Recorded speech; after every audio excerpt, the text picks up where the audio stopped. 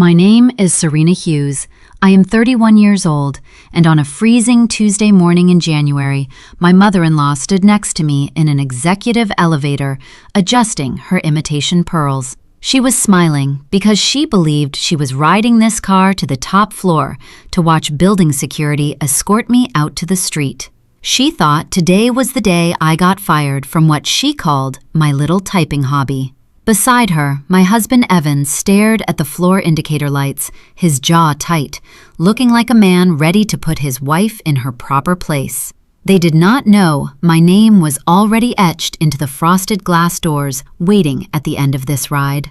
Before I tell you what happened when those elevator doors finally opened, please take a moment to like and subscribe to QT Told Stories and drop a comment telling me your age and where you are listening from right now. I always read your comments. Let me take you back to how my marriage actually ended. The fracture did not start with broken plates or a screaming match in the driveway. It started over a dry roast at a Sunday family dinner in our Pennsylvania suburb. My mother-in-law, Patricia, set her fork down on the good china, looked across the dining table, and announced it was time I gave up my fake job. She stated, with the casual authority of a judge handing down a sentence, that a good wife stays home, tends to the house, and supports her husband and his real career. I did not answer her. I shifted my gaze to Evan. He sat beside me holding a bottle of craft beer. He did not blink. He took a slow sip, set the bottle down on a coaster, and gave his mother a single confirming nod. He did not defend me. He did not say a word. To them, I was a nuisance. The reality of my life, the one I kept carefully insulated from my husband and his family, is that I operate a digital logistics firm clearing 7 figures annually. But they did not see a chief executive officer. 10 years ago, when Evan and I first met, I was operating out of a damp basement apartment, coding supply chain software on a second-hand laptop and living off instant noodles. Patricia and my father-in-law, Howard, burned that image of the struggling charity case into their minds. It was a narrative that suited their dynamic. They needed someone to look down on, and Evan needed to be the provider, the king of his small castle. That single nod at the dinner table shifted the tectonic plates of my life. I did not argue. I did not defend my work. I just smiled, folded my linen napkin, and realized I was sleeping next to a liability. The naive girl in the basement was long gone, but the cage they were trying to build for her remained. Evan cleared his throat and told me I needed to step back and start babysitting his sister Monica and her children during the week, since my time was not bringing in real money. I nodded slowly. I told him I would look into transitioning my schedule. I did not tell him I was transitioning my schedule to meet with my corporate attorney. You are probably wondering how a wife hides a 7-figure company from the man she shares a bed with. The answer is not complicated. It requires no secret safes or hidden briefcases in the floorboards. It only requires a husband whose arrogance is larger than his curiosity. The foundation of my secret was built on the tax illusion. 7 years ago, right after we got married, Evan sat me down at the kitchen counter. He had a stack of financial documents spread out in front of him. He carried $90,000 in student loan debt from a private university, a degree that barely earned him a middle management position at a paper supply firm. He told me we would be filing our taxes separately, married filing separately. He used a tone that suggested he was doing me a tremendous favor. He said he needed to protect my meager income from his debt obligations. He claimed it was a strategic move to keep our finances segregated so my credit score would not be dragged down by his monthly loan payments. It was a manipulative tactic designed to ensure he maintained full control over his own money while dictating how I spent mine. But I took that tactic and I weaponized it. Because we filed separately, he never saw my W-2 forms. He never saw my corporate K-1 schedules. He never looked at the tax returns filed under my business entity. I hired a private accountant in downtown Philadelphia who routed all correspondence to a secure post office box. Evan assumed I was bringing in maybe $30,000 a year as an hourly contractor. He liked it that way. It made him feel tall. It made him feel like the undisputed head of the household. My firm is called Viridian Strategies. I built it from the ground up to be entirely remote and asynchronous. Long before the rest of the corporate world transitioned to home offices, I was managing a decentralized network of logistics coordinators across 3 different time zones. My physical location did not matter to my high-end clients. It only mattered that their commercial freight arrived on schedule. I could run high-level board meetings from the spare bedroom in our house behind a locked door. Evan assumed I was doing low-wage data entry. He thought I spent my days typing numbers into endless spreadsheets for a nameless supervisor. I let him believe it. Let me paint a picture of our daily routine to show you how easy it was. I would sit at my desk wearing a tailored blazer over comfortable leggings. On my primary monitor, I would be reviewing a $3 million vendor contract. I would have my microphone muted. In the hallway outside my solid oak door, Evan would be pacing in his sweatpants, loudly complaining on his phone to customer service about our internet bill. He never knocked. He never asked how my day was going or what specific projects I was handling. He just wanted to know if dinner would be ready by 6. He needed to be the sole provider. He needed to be the king of his small castle. I allowed him to wear the crown because it kept him blind to the empire I was building right down the hall. The first major boulder of conflict crashed into my living room on a Tuesday evening in late October. I was sitting on the sofa, reviewing quarterly projections on my tablet. Evan walked into the room, turned off the television without asking, and stood directly between me and the screen. He did not request a moment of my time. He formally instructed me to cut my working hours by half. His sister Monica had recently decided to return to her corporate marketing job on a part-time basis. Monica had 3 young children, and private childcare in our county was notoriously expensive. Evan told me it only made sense for me to step in and babysit his nieces and nephews for free during the work week. I set my tablet face down on the glass coffee table. I asked him to explain his reasoning. He let out a short, patronizing sigh, the kind you give a child who does not understand basic math. He said Monica had a real career with actual upward mobility. He told me my time was financially worthless compared to hers. He actually used those exact words. He said my little typing gig was barely covering the grocery bill, so I needed to contribute to the family in a more practical way. He told me to email my boss in the morning and request a permanent schedule reduction. I did not argue. I did not raise my voice or try to defend the value of my time or my labor. Anger is sloppy and unpredictable. Silence is precise. I just smiled at him. I logged the sheer disrespect like a bookkeeper logs an unpaid invoice. I told him I would look into transitioning my schedule. I watched his shoulders relax. I watched him smile back satisfied that he had successfully managed his household and put his wife in her place. He turned around and walked into the kitchen to pour himself a bourbon. He thought I was going to transition my schedule to change diapers and heat up bottles for his sister. I was actually transitioning my schedule to meet with my corporate attorney. The naive girl he met a decade ago would have cried. She would have begged for validation from the man she loved. She would have printed out bank statements to prove her worth to him and his family. But I was not that girl anymore. His demand to turn me into unpaid domestic labor was the exact catalyst I needed to initiate a bulletproof exit strategy. The next morning, after Evan left for his mediocre office job, I drove into downtown Philadelphia. I did not drive the sensible used sedan Evan insisted we buy to save money. I called an executive car service. I sat in the back seat and watched the suburban trees give way to the towering glass and steel of the city skyline. My attorney is a man named Oliver. His office sits on the 40th floor of a high-rise in the financial district. The waiting room smells like cedar and old money. Oliver is the only person on earth who knows exactly what my business is worth, down to the final decimal point. I sat in a heavy leather chair across from his mahogany desk. I told Oliver I needed to build a fortress. I needed to insulate every single asset I owned from the man I was married to.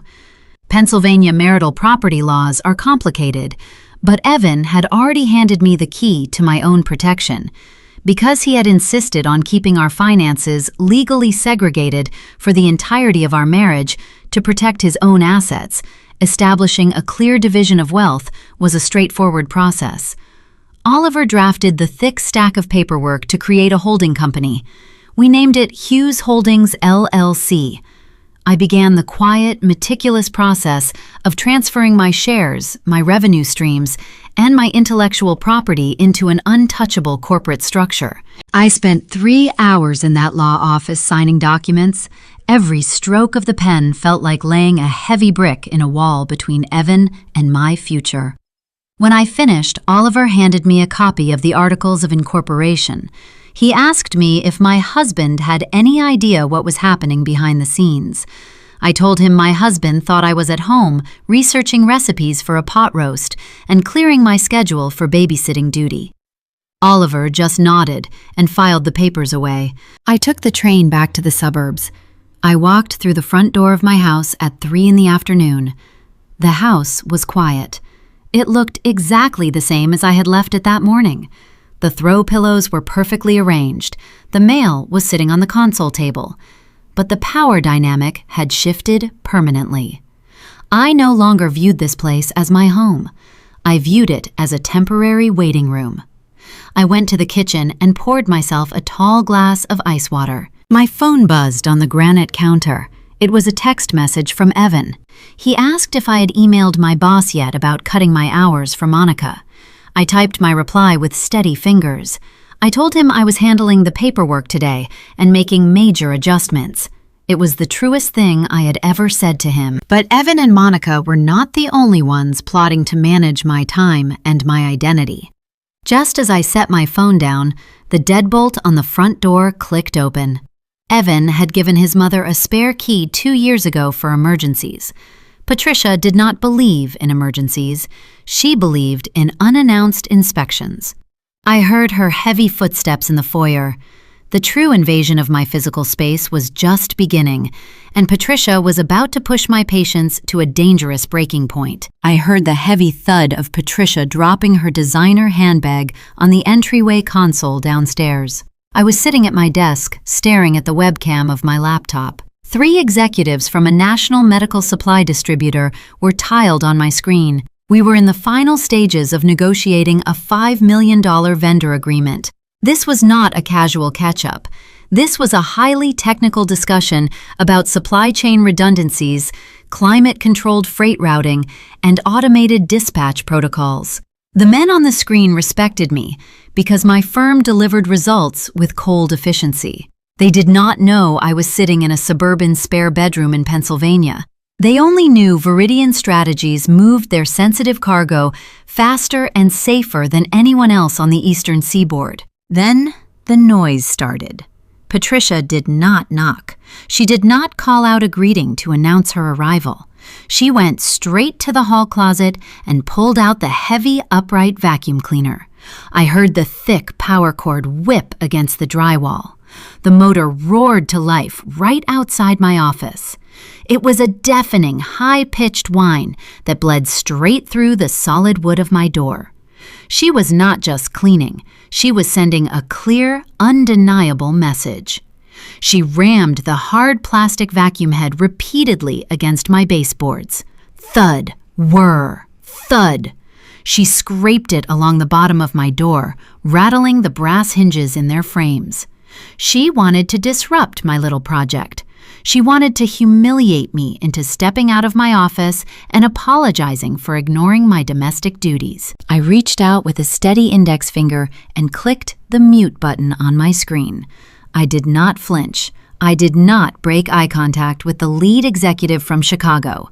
Anger is a sloppy emotion. It makes your hands shake. It makes your voice crack. It clouds your judgment.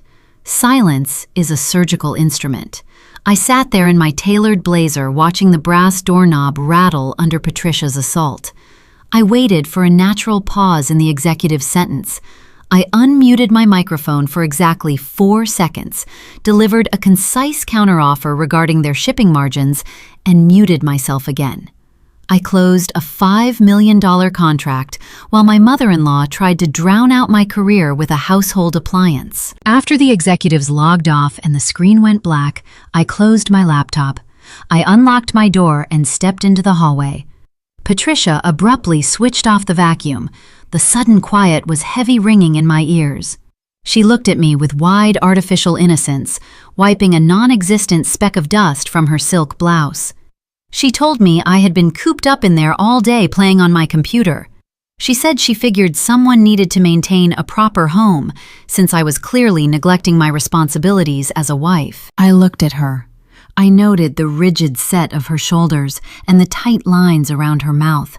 Patricia belonged to a generation and a social circle where a woman derived her entire worth from the cleanliness of her living room and the title printed on her husband's business card. She had spent 30 years serving Howard, sacrificing any personal ambition to ensure his shirts were ironed and his dinners were hot. My independence, even the fake low-wage version she believed I possessed, was a direct insult to her entire worldview. If I could be happy and fulfilled working behind a closed door, then her lifelong submission was a waste. I did not explain my work.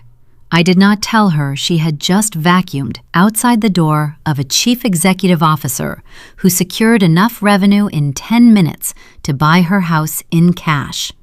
I simply thanked her for her effort, stepped around the tangled cord, and walked down the stairs to pour myself a cup of black coffee.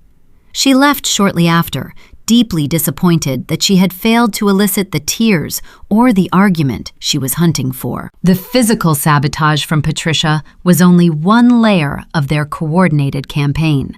The condescension came from all sides, wrapping around me like a net. That evening, Evan returned from his office. We sat down at the dining table for dinner. I had ordered takeout from a local bistro and transferred the food to actual ceramic plates, a small strategic compromise to keep the peace. As we ate in relative quiet, my phone chimed on the table. A notification appeared on the glass screen. It was a voicemail from Howard. I let it sit for a moment. Then, with Evan sitting right across from me, I picked up the device, pressed play, and put the phone on speaker. Howard has the voice of a man who spent 40 years in middle management and still wears a silk tie to the golf course. He speaks slowly, pronouncing every single syllable, entirely convinced he is the smartest person in any given zip code. The audio crackled through the small speaker. Howard cleared his throat. He said he was calling to give me some unsolicited financial advice. He proceeded to deliver a 3-minute lecture on basic tax brackets. He used small, simple words. He explained how income tax worked, assuming my data entry gig barely grossed minimum wage. He cautioned me against owing the Internal Revenue Service at the end of the year, suggesting I start setting aside a few pennies from every paycheck in a jar. He ended the message by instructing me to rely heavily on Evan's expertise, noting that Evan had a real head for numbers and could help me manage my meager earnings. I let the recording finish. The mechanical voice of the automated system announced the end of the message. The silence stretched across the dining table, thick and expectant. I looked at my husband. A supportive partner would have been embarrassed. A decent man would have immediately picked up his own phone, called his father, and demanded he stop patronizing his wife. Evan did neither of those things. Evan picked up his fork, poked at his roasted vegetables, and chuckled. It was a dry, amused sound. He looked at me across the table, his eyes filled with a terrifying blend of pity and unearned arrogance. He told me I should not take it personally. He said Howard just understood how the real world operated and was only trying to help me grasp the basics. Then Evan leaned back in his wooden chair, took a sip of his drink, and delivered a sentence that I will remember for the rest of my life. He smiled and said women just do not have the temperament to run real businesses. He said it so casually, like he was commenting on the weather or the score of a baseball game. He honestly believed my brain was not wired for anything more complex than folding laundry and typing names into a spreadsheet. He thought I was fragile. He thought I was a domestic pet that needed to be trained and guided by a superior intellect. I stared at him. The man sitting across from me was not a partner. He was a warden who had convinced himself he was a king. He had just handed me the exact weapon I would eventually use to dismantle his ego, piece by piece.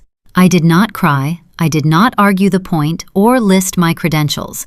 I picked up my phone, tapped the screen, and saved Howard's voicemail to a secure cloud folder. The evidence was stacking up in neat, undeniable rows.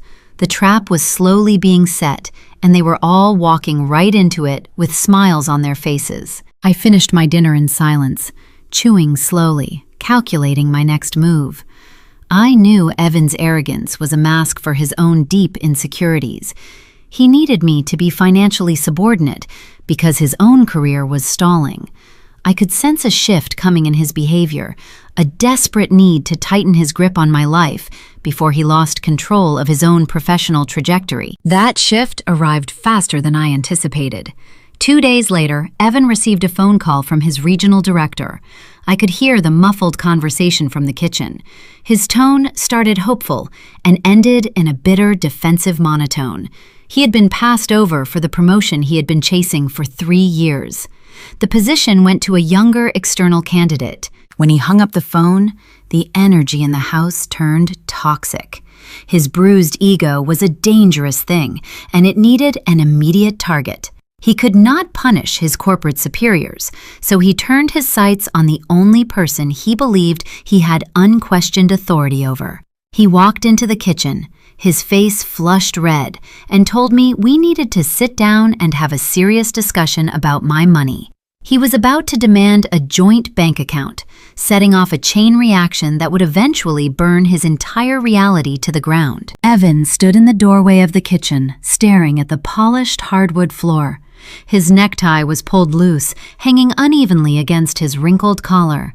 His face carried the tight, pinched look of a man who had just been handed his own mediocrity. He worked in regional sales for a mid-sized paper supply distributor. It was a stagnant industry, built on shrinking margins and aging clientele. He had staked his entire identity on securing a promotion to regional director. The promotion came with a marginal pay increase, but more importantly, it came with a title. Evan lived for titles. He lived for the superficial markers of success. When his phone call ended and he learned the position had gone to a 28-year-old external hire, his brittle pride shattered into jagged pieces. A man with a healthy ego would reflect on his shortcomings or update his resume. Evan was not a healthy man. He operated on a zero-sum philosophy. If he felt small in the corporate world, he needed to make someone else feel even smaller in his private world. I watched him cross the kitchen. He did not go to the refrigerator. He did not pour a drink to soothe his nerves. He walked directly to his leather briefcase, resting on the hall table, snapped the brass latches open, and pulled out a stack of printed paper. He approached the kitchen island. I was sitting on a high stool sipping my ice water, watching him move with a stiff, calculated energy. He slapped the papers down onto the granite counter. The sharp sound echoed in the quiet room. It was a standard application for a joint checking and savings account at his local credit union. He smoothed the pages flat with his palms, leaned over the counter, and fixed his eyes on me. His tone was devoid of warmth. It was the tone of a frustrated manager addressing an underperforming subordinate. He informed me that our current financial arrangement was no longer sustainable. He said my spending habits were unmonitored and erratic. He claimed that because I did not understand how a real household budget operated, he needed to assume full control of all incoming revenue. He pointed a rigid finger at the signature line on the application. He demanded I deposit my future paychecks directly into this new account. In exchange, he would put me on a strict monthly allowance for groceries and personal items. He told me I was wasting money on frivolous online purchases and failing to contribute to our long-term goals. He said putting him in charge was the only logical way to manage my meager earnings and prevent me from dragging down his financial future. I looked down at the black ink on the crisp white paper. I traced the edge of the document with my fingernail.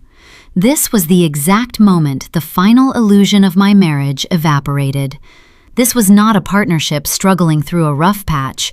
It was a trap. It had always been a trap. He did not want a wife to build a life with. He wanted a dependent. He wanted a captive audience to witness his fabricated superiority. He needed me to be poor, reliant, and grateful for whatever scraps of autonomy he decided to toss my way. The affection I once held for the man standing across the counter dissolved, replaced by a cold, tactical clarity. I did not throw the ice water in his face. I did not tear the application in half or raise my voice. I reached into the ceramic cup holding our pens, pulled out a smooth ballpoint, and clicked the top. I met his gaze. I let my shoulders drop, mimicking the posture of a defeated woman resigning herself to her fate. I told him he was right. I told him I was terrible with numbers and would appreciate his guidance. I lowered my head, pressed the pen to the paper, and signed my name on the dotted line in fluid cursive. If you have ever smiled at a person while meticulously planning their total financial ruin, you know the exact adrenaline that spiked through my veins in that kitchen. The sheer thrill of holding a devastating secret behind a submissive smile is intoxicating. Hit subscribe if you have been there, and let me know in the comments how long you waited to spring your trap. I handed the signed document back to him. He snatched it off the counter, his chest puffed out, his ego instantly repaired by my manufactured surrender. He walked away to secure the paperwork in his briefcase, his posture straight and victorious. While his back was turned, I pulled out my phone and logged into the secure banking portal for Viridian Strategies. I navigated to the corporate payroll section. I created a new automated clearinghouse protocol. I set up a recurring monthly transfer of $4,000, routing it directly into the new joint account Evan was opening. To a man who earned a stagnant mid-level salary, $4,000 a month looked like the maximum net income a remote data entry worker could possibly generate. To me, it was a negligible rounding error. It was the cost of doing business. It was the price of keeping my warden asleep while I picked the locks on the prison doors. The decoy account worked flawlessly. The following Friday, the first $4,000 deposit cleared the system. Evan checked the balance on his phone while sitting on the living room sofa. A wide, smug grin spread across his face. He felt like the ultimate master of his domain. He had successfully corralled his wife and seized her assets. He became entirely complacent. Over the next few weeks, he stopped asking about my schedule. He stopped questioning my hours behind the locked office door. He believed he already owned everything I produced, so the details no longer mattered to him. He began treating my decoy stipend as his personal slush fund. He leased a brand new luxury sedan he did not need, justifying the heavy expense as a reward for his hard work. He purchased a set of custom golf clubs, swiping the debit card linked to our joint account without asking my opinion. I watched the notification alerts pop up on my phone, tracking his constant purchases. Every swipe of that card was another nail in his coffin. He was building his new, lavish lifestyle on a foundation made of sand, completely unaware of the real financial maneuvers happening in the shadows. While he bought golf clubs, I was meeting with commercial real estate brokers to secure a 10,000-square-foot office building in the heart of the city. But the quiet complacency inside our home was not destined to last. Evan was satisfied, but his family required constant validation. They fed on comparison. They needed a fresh reason to look down on me, and the universe provided them with the perfect opportunity. His sister Monica worked as a marketing coordinator at a mid-sized advertising agency. 2 weeks after I signed the bank application, Monica received a minor title bump. She was shifted from a junior coordinator to a standard account manager. It was a trivial promotion that came with a new batch of business cards and a nominal salary increase. But to Patricia, it was the equivalent of a presidential inauguration. It was the ultimate proof that her daughter was a soaring corporate success, while her daughter-in-law was a stagnant failure. Patricia immediately took charge. She sent out a formal digital invitation to the entire extended family. She was throwing a catered dinner at her house to celebrate Monica stepping into a leadership role.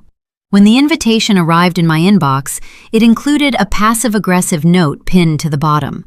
Patricia wrote that she hoped I could attend, as it would be an excellent opportunity for me to observe what a successful career trajectory looked like.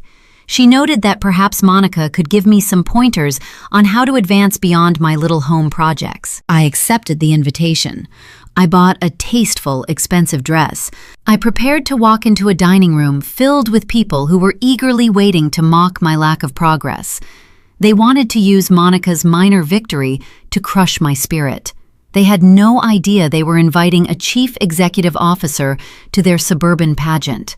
I was ready to face the firing squad, but what I discovered on Evan's unlocked phone during that dinner would escalate this silent war into a documented conspiracy. While the digital invitation to celebrate my sister-in-law and her trivial corporate promotion sat waiting in my inbox, my husband spent his evenings micromanaging my decoy stipend. He treated that $4,000 monthly deposit like a victorious general dividing the spoils of war. I watched him sit at the kitchen island, tapping the illuminated screen of his phone, categorizing my supposed income into strict budgeting applications. He allocated $100 a month for my personal expenses, treating it like a generous allowance given to a teenager. He diverted the rest to cover the heavy lease on his new luxury sedan and his premium golf club memberships. He wore a constant, self-satisfied smirk. He firmly believed he had captured my earning potential and secured his position as the financial patriarch of our home. His arrogance blinded him to the reality unfolding right beneath his nose. He never noticed my frequent trips out of the house during standard business hours. He never questioned the rising mileage on my vehicle. He was too focused on counting pennies to see the vault being emptied out from under him. On a crisp Thursday morning, while Evan was sitting in a meaningless regional sales meeting, listening to lectures about paper supply quotas, I drove my sensible used sedan toward downtown Philadelphia. The highway slipped past my windows, trading manicured suburban lawns for towering structures of steel and reflective glass. The radio played a low, steady instrumental track. The heater fought off the autumn chill. I parked in a subterranean garage beneath a premium commercial high-rise, a building where the monthly rent for a single floor exceeded Evan's yearly salary. I rode the silent, high-speed elevator to the 42nd floor. The polished brass doors opened into the reception area of my corporate law firm. This was the domain of my primary attorney, Oliver. Oliver is a 60-year-old veteran of corporate restructuring. He possesses the sharp, analytical mind of a chess grandmaster and the refined demeanor of a career diplomat. He wears bespoke charcoal suits and keeps his silver hair neatly parted. He respects me, not because I am a woman trying to prove a point to her family, but because my company generates undeniable seven-figure revenue. I walked into his corner office. The sensory details of that room always grounded me, offering a stark contrast to the petty domestic squabbles waiting at home. The air smelled of aged leather chairs and expensive espresso. Sunlight poured through floor-to-ceiling windows, illuminating the intricate grain of his heavy oak desk. Oliver did not offer patronizing advice about household budgets. He stood up, extended his hand, and greeted me by my formal title. He treated me like a titan of industry. We sat down across from each other to execute the flawless legal maneuver I had set in motion weeks prior. He offered me a glass of sparkling water on a silver tray, then opened a thick, embossed folder. Inside lay the foundational documents for Hughes Holdings Limited Liability Company. We were not merely opening a new bank account. We were constructing an impenetrable corporate fortress. I was quietly transferring every physical asset, every digital share, and every dollar of profit from Viridian Strategies into this new, untouchable structure. The beauty of this strategy relied entirely on the trap Evan had built for himself years ago. During our first year of marriage, Evan insisted we maintain strictly segregated finances. He drafted a post-nuptial agreement designed to protect his own future earnings and shield him from any potential liabilities tied to my struggling startup. Pennsylvania law honors those clear boundaries when they are legally documented and consistently maintained. Because Evan demanded that separation early on, my business remained my sole and separate property. By shifting Viridian strategies under the umbrella of Hughes Holdings, I was severing any tenuous legal thread Evan might try to pull during a future divorce proceeding. He could not touch the holding company. He could not claim a percentage of the valuation. He could not demand a payout from the revenue streams. He had locked himself out of the castle long before it was even built. Oliver handed me his heavy Mont Blanc pen. The sharp, deliberate click of the cap being removed echoed in the quiet office. I signed my name 14 times. I initialed 22 separate clauses. The ink flowed smooth and dark across the premium paper. I reviewed the tax implications of the transfer, verifying the efficiency of our strategy. With every stroke of that pen, I insulated my empire. I locked away the wealth I had built with my own hands. When I handed the instrument back, Oliver reviewed the signatures, closed the heavy folder, and gave me a single confirming nod. The shield was up. The company was secure. I left the city feeling an undeniable sense of invulnerability. I navigated the afternoon traffic, watching the Philadelphia skyline fade in my rear-view mirror. I pulled into my driveway, the tires crunching softly against the gravel. The house looked like a picturesque suburban dream, with its neat shutters and trimmed hedges, but to me, it was merely a temporary movie set waiting to be struck. I unlocked the front door and stepped into the foyer. The air inside felt stale. I walked toward the kitchen to pour a glass of water, and that is when I noticed the disruption. The throw pillows on the sofa were rearranged. A stack of mail I had left on the console table was shifted 2 inches to the left. Someone had been inside my home while I was securing my fortune. I found the evidence resting on the center island. It was a pale yellow sticky note written in Patricia's distinctive looping cursive. She had used the spare key Evan gave her to drop by unannounced for another spontaneous inspection. The note was a masterpiece of condescending critique. She wrote that she noticed a thick layer of dust accumulating on the dining room baseboards. She mentioned the exact brand of lemon-scented wood polish she preferred. She suggested I spend less time playing on my computer and more time taking pride in my domestic environment, noting that a clean house reflects a clear mind. She ended the message with a small smiley face, drawn in blue ink. She was inspecting my living quarters like a warden pacing a cell block. She walked through my private halls, judging the cleanliness of my floors, entirely oblivious to the reality of the situation. She was standing inside the home of a woman who possessed the liquid capital to purchase her entire neighborhood twice over in cash. The irony tasted metallic and sharp on my tongue. I did not crumple the yellow paper. I did not throw it in the kitchen trash can. I peeled it off the granite surface and placed it carefully inside my leather briefcase, sliding it right next to my copy of the newly signed corporate incorporation documents. I kept her petty insult pressed directly against the proof of my financial supremacy.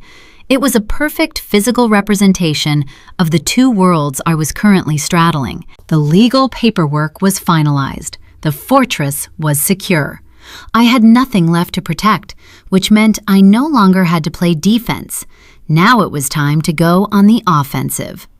I walked upstairs to my closet to select a tasteful, expensive dress for the evening.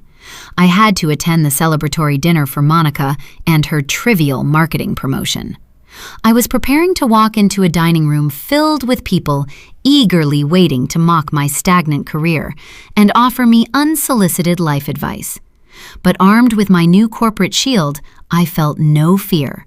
I was ready to face the firing squad, knowing that tonight I would uncover a devastating secret hiding in plain sight on Evan's phone. a secret that would shift this silent war into a documented conspiracy. I stood in front of the full-length mirror in my bedroom, smoothing the fabric of the dark navy dress I had chosen for the evening. The fabric was heavy and expensive, tailored to project quiet authority. In 2 hours, Evan and I were scheduled to arrive at Patricia's house for the celebratory dinner honoring his sister. I was mentally preparing to navigate a dining room filled with relatives who viewed me as an underachieving disappointment.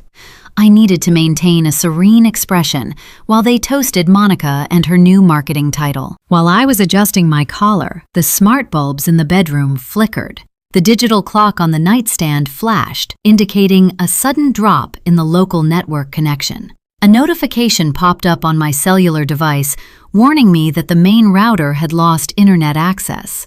For a normal household, a brief outage is a minor inconvenience. For the chief executive officer of Viridian Strategies, a severed connection is a critical operational failure. I needed to send one final encrypted email to Oliver regarding the holding company before leaving for the dinner. I walked out of the bedroom and headed toward the staircase. The house was quiet, except for the sound of running water echoing from the master bathroom. Evan was in the shower, taking his time getting ready for his family gathering. I walked down to the kitchen where the primary fiber optic modem was located. I intended to reboot the hardware and check the diagnostic logs to ensure our internet service provider was not throttling the bandwidth. I picked up Evan's tablet from the granite island. He often used it to control the smart home features, so it was already authenticated on the local administrator network. I tapped the screen to wake the device. He had not enabled the security passcode. He was a man who believed his privacy was an inherent right, assuming no one in his own home would ever dare question his activities. I opened the browser to access the router configuration portal. I planned to reset the dynamic internet protocol address, but when the browser application launched, it did not open to a blank search page.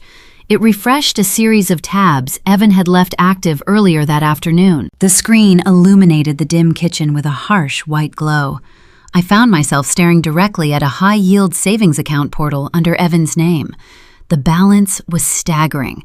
It was staggering because it was zero. My eyes darted to the top corner of the screen to verify the name on the account. It was his primary individual vault, the one he had fiercely protected during our post-nuptial negotiations years ago. He used to boast about the robust safety net he was building.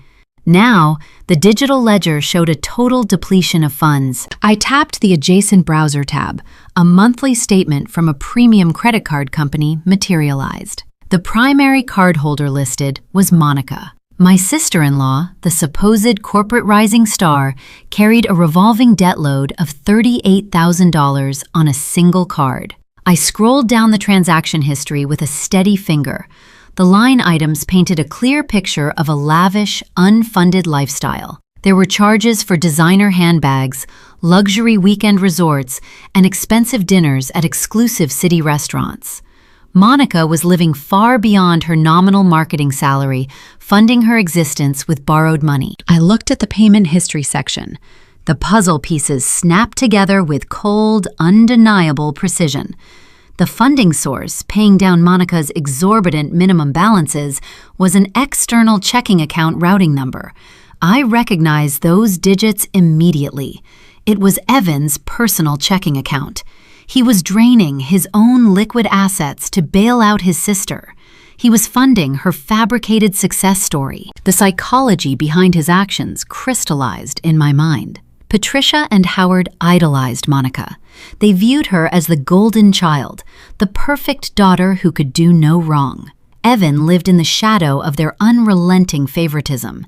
He craved their approval like a starving man craves bread. By secretly acting as Monica's financial savior, he purchased a twisted sense of importance.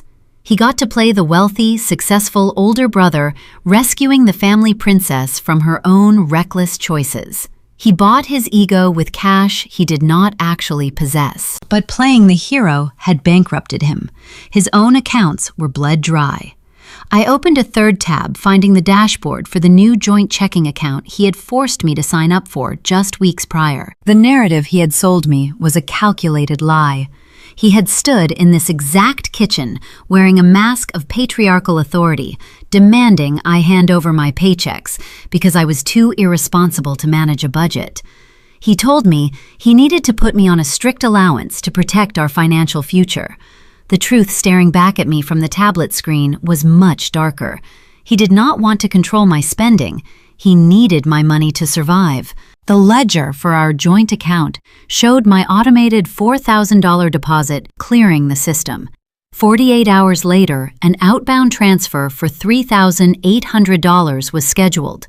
The recipient of that transfer was the mortgage lender for our house. Evan could no longer afford the monthly payment on his own home.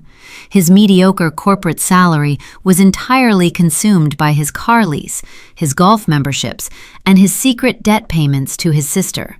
He was financially drowning. He had orchestrated the entire joint account scheme to capture my income and use it as a life raft. He was using the money he mocked as a low-wage typing gig to keep a roof over his own head. He was not a misguided traditionalist trying to lead a household. He was a parasite. He was stealing from his wife to fund his sister's designer wardrobe, all while allowing his parents to treat me like a worthless servant. The pacing of my revenge accelerated in that exact moment. Any lingering affection, any residual loyalty I held for the man upstairs in the shower evaporated into the cold kitchen air. It was a clean, instantaneous death of a marriage. I did not feel betrayed. I felt liberated. The guilt of hiding my corporate empire vanished. He was a hostile liability. If I had not insulated Viridian Strategies, with Oliver Evan would have undoubtedly leveraged my actual wealth to pay off every cent of his family's obligations. He would have drained my company to buy his mother's affection. I pulled my own cellular phone from my pocket. I opened the camera application and meticulously photographed every single screen on his tablet. I captured the zeroed-out savings account. I captured Monica's credit card statements. I captured the outbound mortgage transfer funded by my exact deposit. I verified the timestamps and the account numbers in the frame. I uploaded the entire gallery of evidence to the encrypted cloud vault managed by my attorney. Have you ever discovered a secret that instantly killed any remaining love you had? Have you ever looked at a person and realized the version of them you trusted was merely a poorly constructed illusion? That is what this was. The man I married did not exist. In his place was a desperate, insolvent fraud. I closed the browser tabs, cleared the local history, and tapped the router configuration application. I reset the dynamic protocol, restoring the internet connection to the house. I set his tablet back on the granite counter, positioning it exactly as I had found it. I heard the water shut off on the second floor. Evan's heavy footsteps echoed above me as he walked into the master bedroom to dress for the party.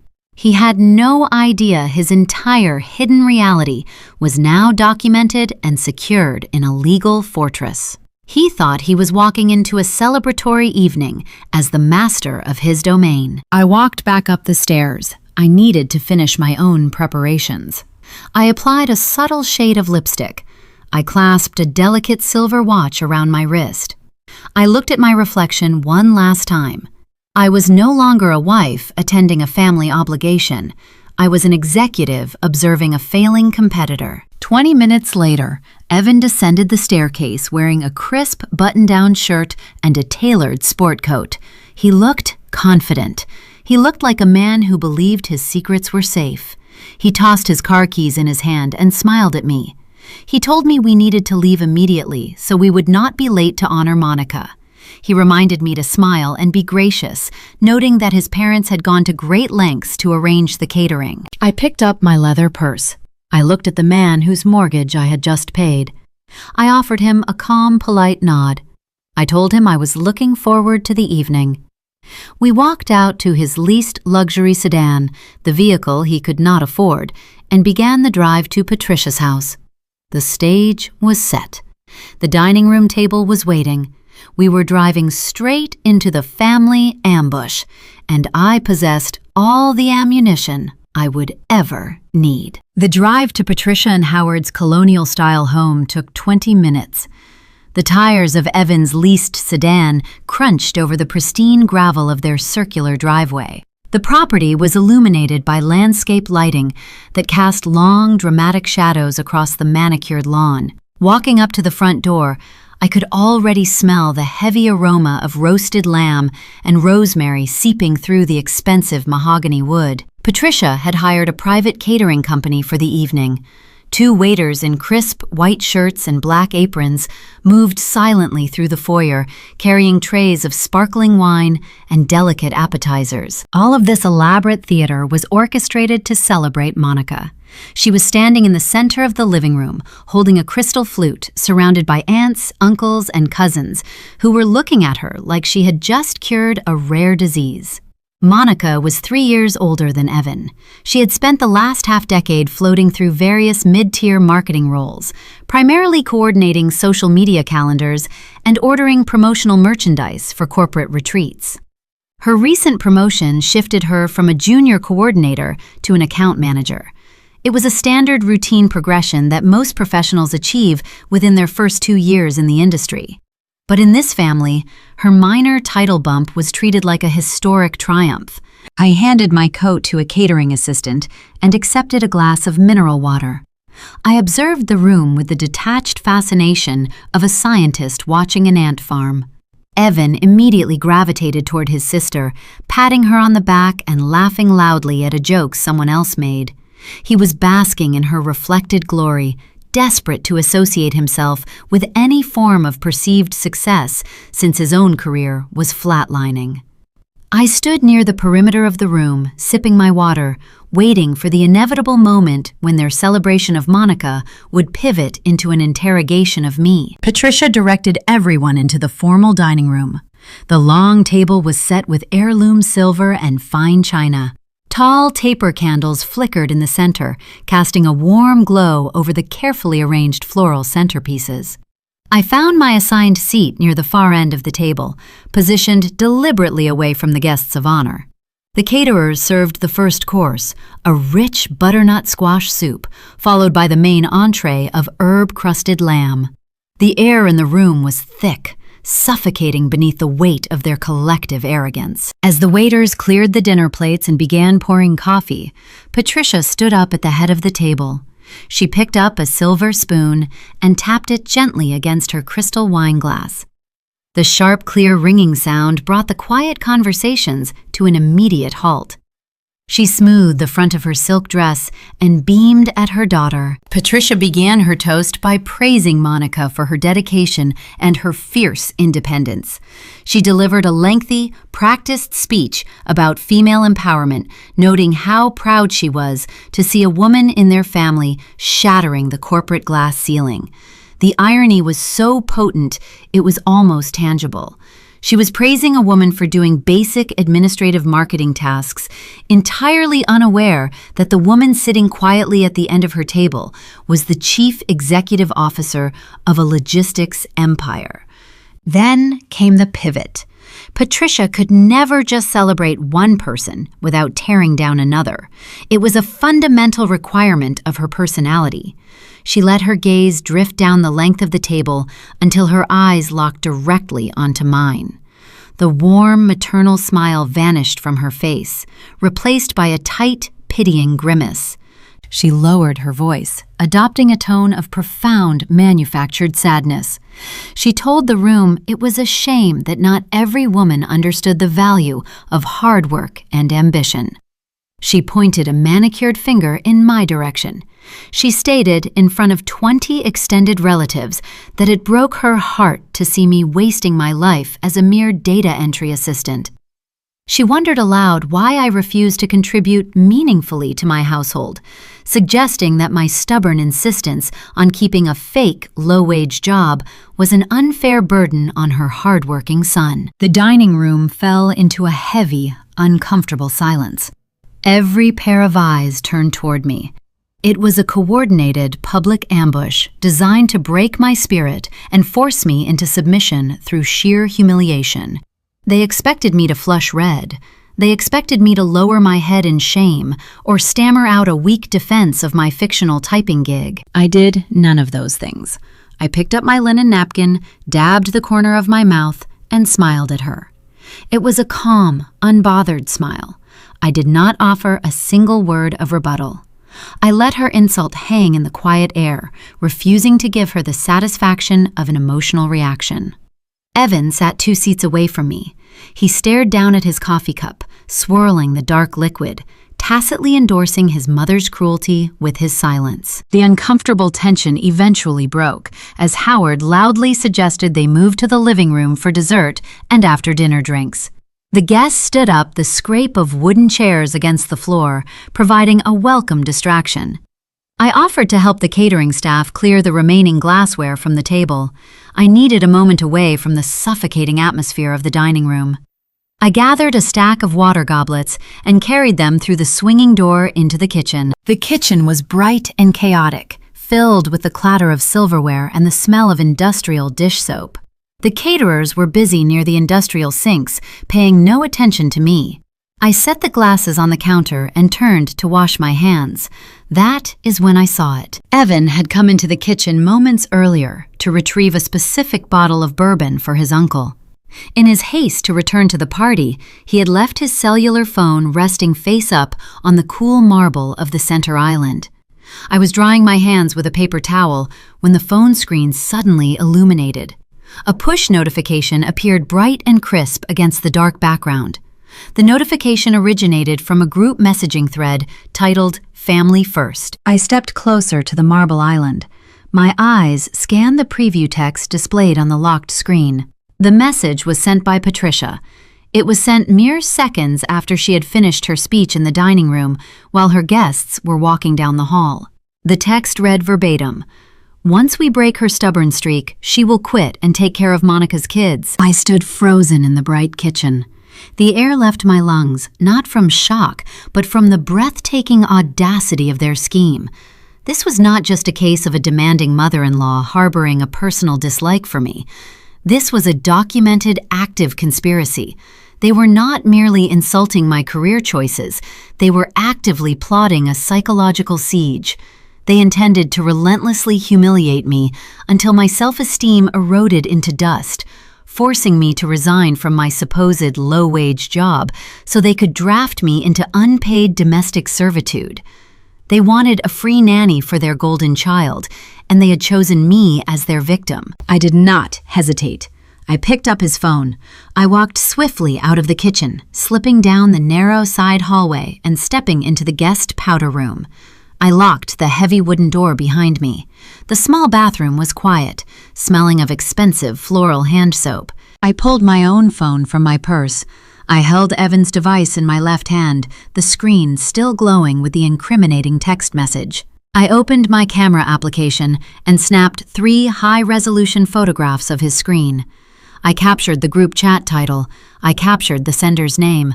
I captured the exact wording of their vicious plan. I reviewed the images to ensure the text was perfectly legible, then securely uploaded the files to my encrypted legal vault. This was the real gold. This was the undeniable proof of their intent. They thought they were playing a game of emotional manipulation, but I was playing a game of documented facts. I unlocked the powder room door, walked back down the hallway, and placed his phone exactly where I had found it on the marble island. I returned to the living room where the family was gathered around the fireplace.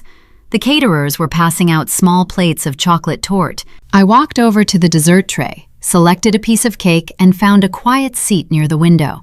I ate my dessert slowly. I looked at Patricia, laughing with her sister. I looked at Evan, sipping his bourbon, pretending to be a wealthy patriarch. I looked at Monica, soaking up the unearned adoration of the room. I sat there with a serene, genuine smile on my face. They thought they had successfully humiliated me. They had no idea they had just handed me the final piece of evidence I needed to destroy them.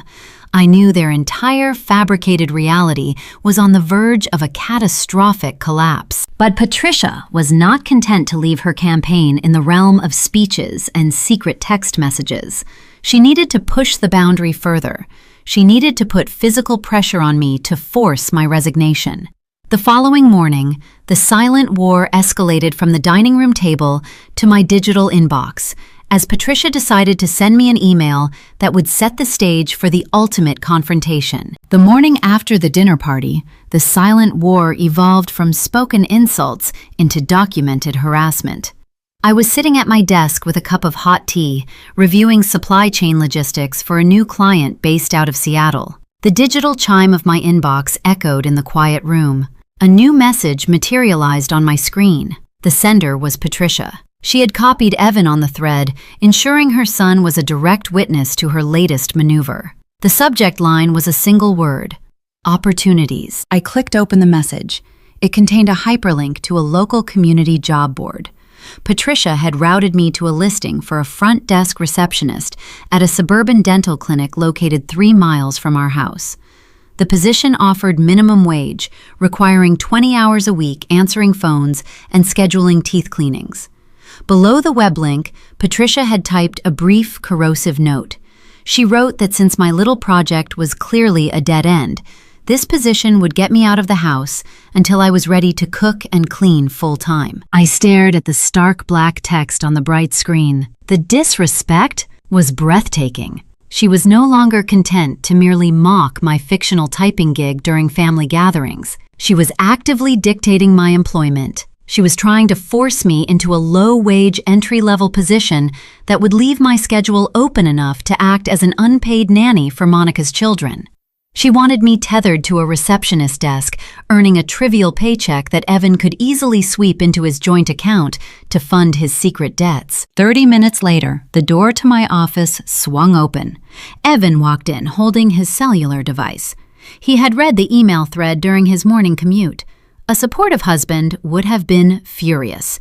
A decent partner would have demanded his mother apologize for crossing a profound boundary. But Evan was a parasite, fighting for his financial survival. He leaned against the doorframe, refusing to make direct eye contact with me.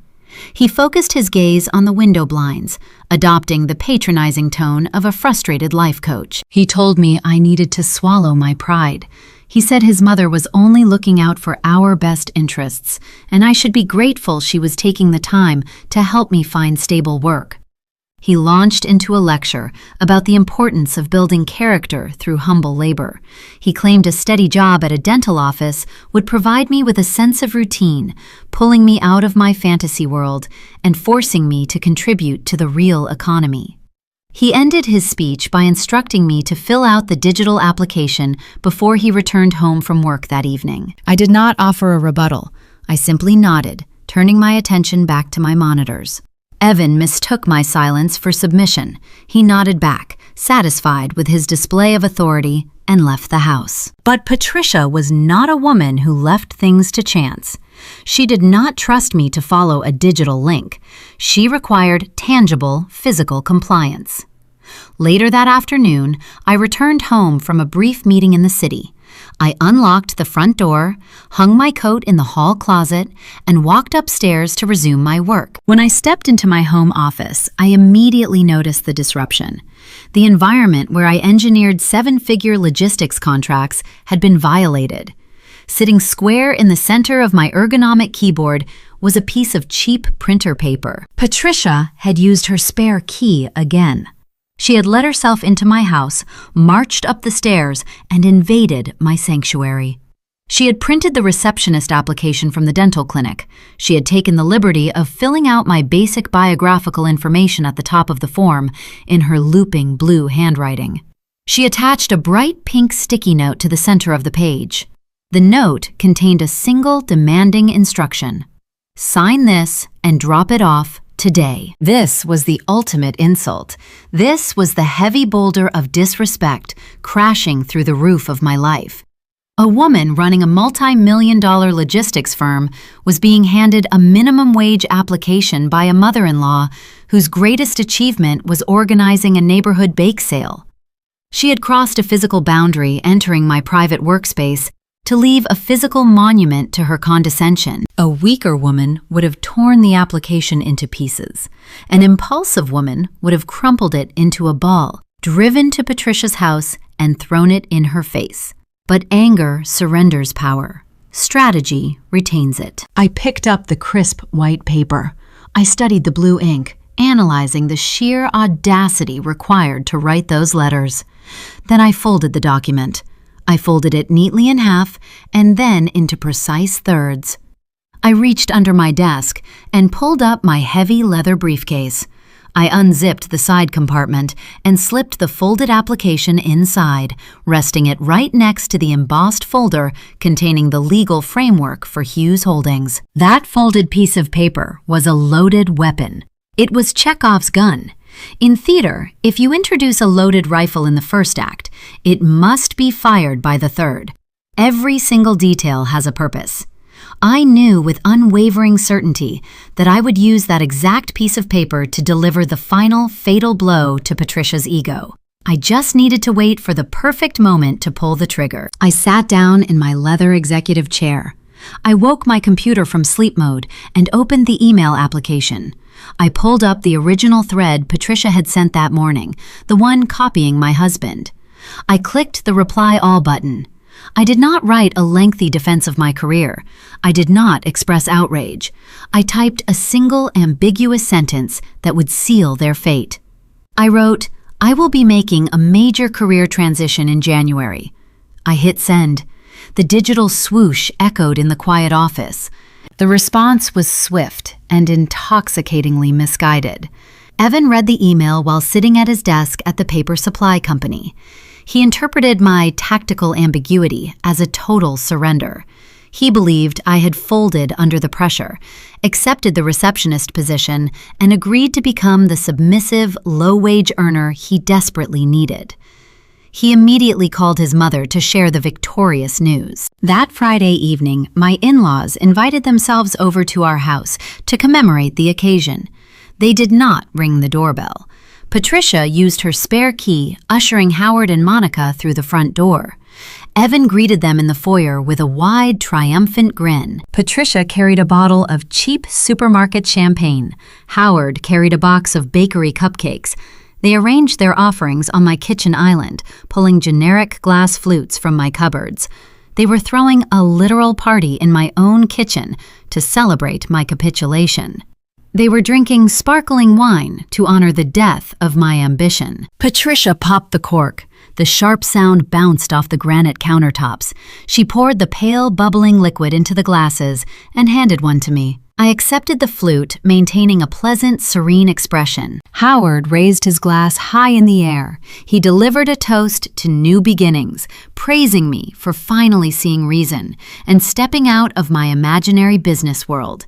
He said there was no shame in honest, simple work, and he was proud of me for recognizing my limitations. Monica clinked her glass against mine, offering a patronizing smile, telling me I would love the simple routine of answering phones. Evan wrapped his arm around my waist, squeezing me tight, playing the role of the supportive patriarch guiding his flock. They drank their cheap champagne. They laughed loudly, their voices filling the kitchen with an abrasive, unearned confidence. They believed they had won the silent war. They thought they had successfully broken the stubborn girl from the basement and reshaped her into a manageable domestic tool. I stood there in the center of the kitchen holding the delicate glass flute. I brought the rim to my lips and took a small sip. The liquid tasted bitter and metallic. I looked at the four faces surrounding me. I studied their joyful, triumphant expressions. I did not feel a trace of anger. I felt an exhilarating rush of pure, focused anticipation. They were celebrating a surrender that never happened. They were raising a glass to a fiction they had written themselves. While they stood in my suburban kitchen intoxicated by their own fabricated superiority, I possessed the exact weapon I would use to fire back. And while they spent their weekend congratulating themselves on securing a minimum wage future for me, I was preparing to drive into the city on Monday morning to finalize a move that would dwarf their entire existence. Monday morning arrived with a biting chill in the air. Evan left the house at 7, carrying his briefcase and wearing a smug expression, firmly believing his wife was preparing to answer phones at a suburban dental clinic.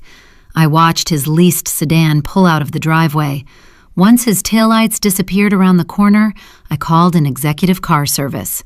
The ride into downtown Philadelphia provided a quiet space for reflection. The dramatic irony of my situation was thick, hanging in the air like a heavy fog. Over the weekend, my in-laws had clinked cheap glass flutes celebrating the death of my ambition. They toasted what they perceived as my total surrender to a minimum wage existence. While the taste of their supermarket champagne still lingered in my kitchen, I was traveling to the financial district to execute an expansion that would dwarf their collective lifetime earnings. The vehicle pulled up to a towering skyscraper, clad in reflective glass and dark steel.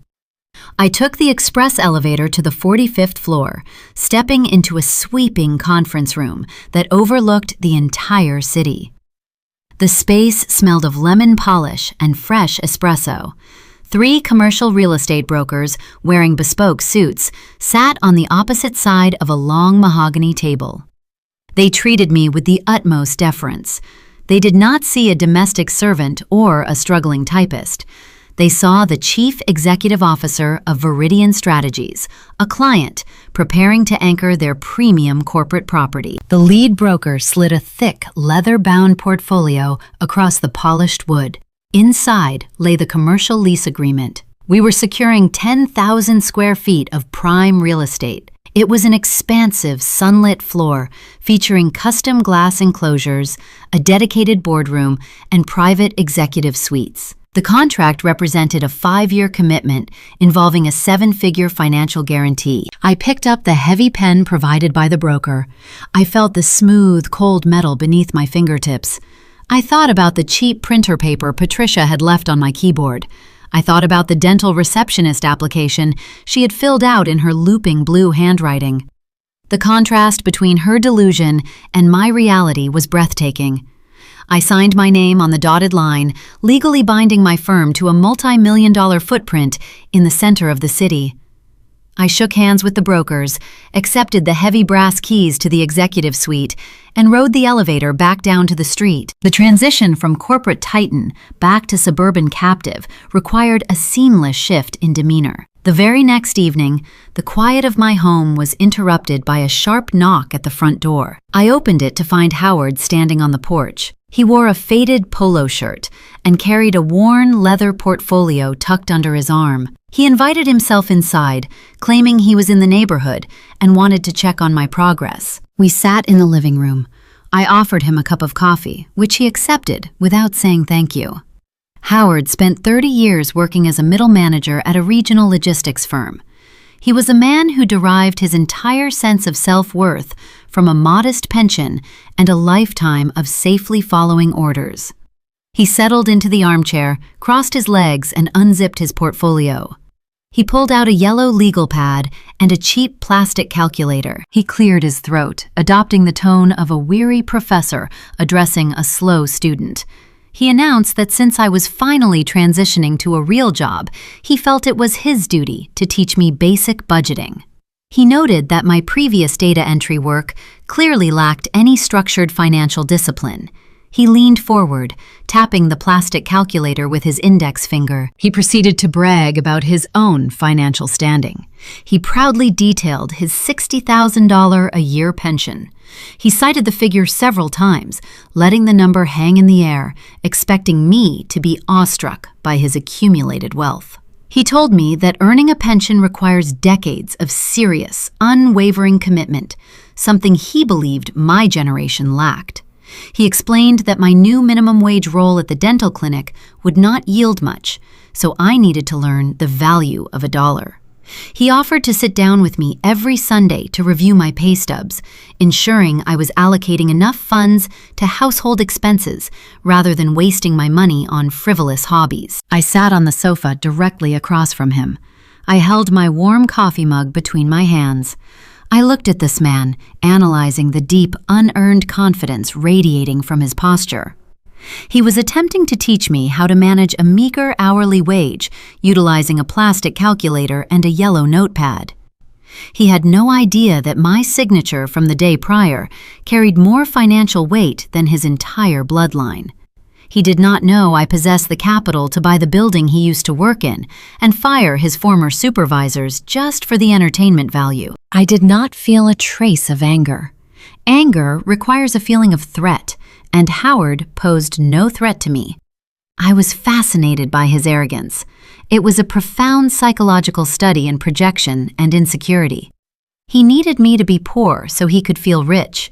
He needed me to be ignorant so he could feel wise. I let him finish his lengthy lecture on fiscal responsibility. I did not correct his assumptions. I did not mention the 10,000 square feet of premium glass and steel I now controlled. I offered him a calm, measured smile. I set my coffee mug on the coaster. "Thank you, Howard. I am learning a lot about value lately." The double meaning of my words sailed right over his head. He nodded, satisfied that his wisdom had been successfully imparted to a grateful subordinate. He packed his plastic calculator back into his worn portfolio, zipped it shut, and finished his coffee. But Howard had not come over just to deliver a lecture on personal finance. His visit had a secondary tactical purpose. He stood up from the armchair and stretched his back. Instead of walking toward the front door, he turned his attention to the staircase leading up to the second floor. He placed his hands on his hips and let his gaze wander upward toward the hallway where my home office was located. He casually mentioned that since I was taking this new receptionist job, my schedule was going to change. He noted that Evan had already volunteered my services to watch Monica's children on my days off. Howard took a slow step toward the stairs. He stated that young children require a lot of space, and the current layout of our home was not optimized for daycare duties. He looked back at me over his shoulder. He gestured vaguely toward the second floor. He suggested that my computer room was now wasted real estate. Since I would no longer be playing around with my little projects, he figured that room could serve a much higher purpose for the family. He said it was time to put that square footage to good use. The seed of their next invasion was planted right there in my living room. They were no longer satisfied with dictating my employment and capturing my income. Because they firmly believed I had surrendered my career, they felt entitled to confiscate my physical territory. They were preparing to erase my presence from my own home entirely, setting the stage for a staggering boundary violation that would push our silent war out of the shadows and into the glaring light of day. The physical boundaries of my existence shattered on a Saturday morning. I was sitting at my desk finalizing the logistical layout for our new corporate headquarters when the sound of a heavy engine echoed through the front windows. A large sport utility vehicle parked squarely in my driveway. The doors slammed shut, sending a sharp echo through the quiet suburban street. I did not need to look out the window to know who had arrived. The heavy, synchronized footsteps marching up the front walkway belonged to Howard and Patricia.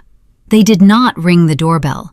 The deadbolt clicked open, and the front door swung wide, admitting a rush of cold autumn air and the loud, unfiltered noise of my in-laws treating my residence like public property. I remained in my leather chair.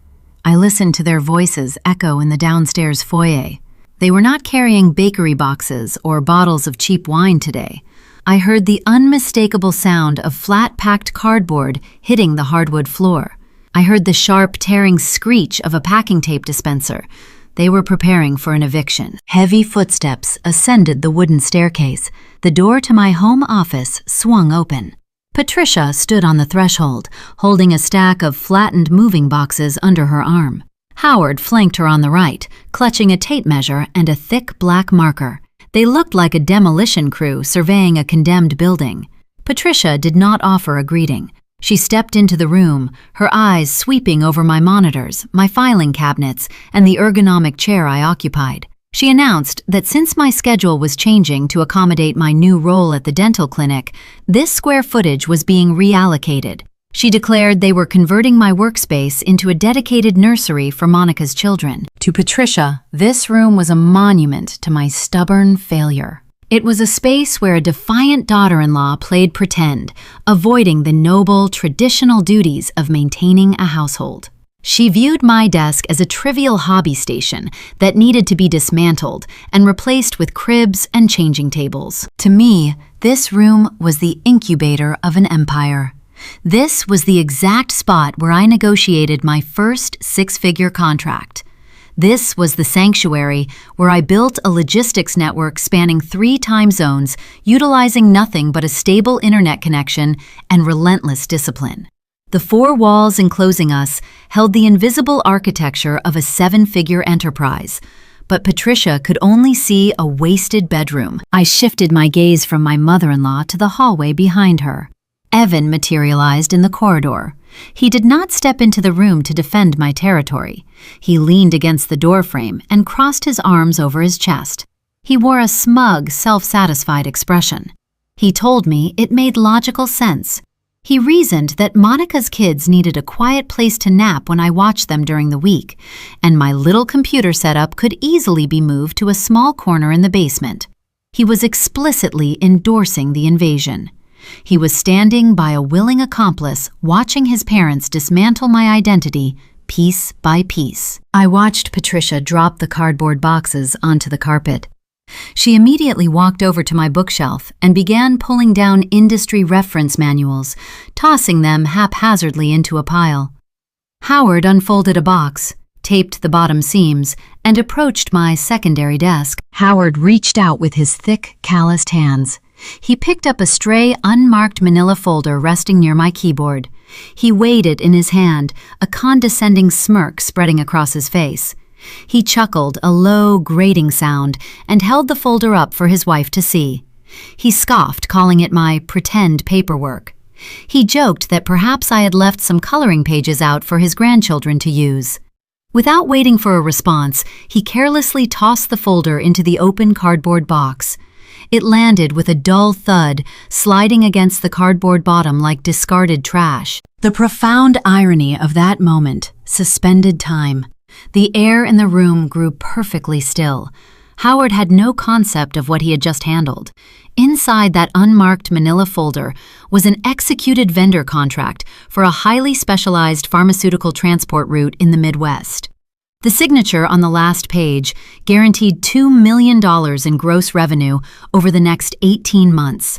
Howard, a man who spent his entire life taking orders for a modest pension, had just thrown a $2 million legal instrument into a moving box while mocking my work ethic. I did not raise my voice. I did not leap out of my chair to snatch the document from his hands. I moved with slow, deliberate precision. I stood up from my desk. I walked over to the cardboard box. I reached inside, my fingers brushing the cheap corrugated paper, and calmly retrieved the folder. I smoothed a slight crease on the corner, walked back to my desk, and slid the contract into my leather briefcase. I closed my laptop, severing the connection to my servers. I placed the machine into the briefcase beside the contract. I zipped the leather compartment shut, the metal teeth locking together with a satisfying final click. I picked up the bag by its heavy brass handles. I turned to face the 3 people occupying my space. I told them I would work from a local coffee shop for the remainder of the afternoon to stay out of their way. I offered a polite, measured nod. Evan uncrossed his arms. His smirk widened. He stepped aside, clearing a path for me to exit. He firmly believed I was retreating in defeat. He thought his mother had successfully broken my spirit and driven me out of my own sanctuary. Patricia resumed pulling items off my shelves, victorious in her conquest.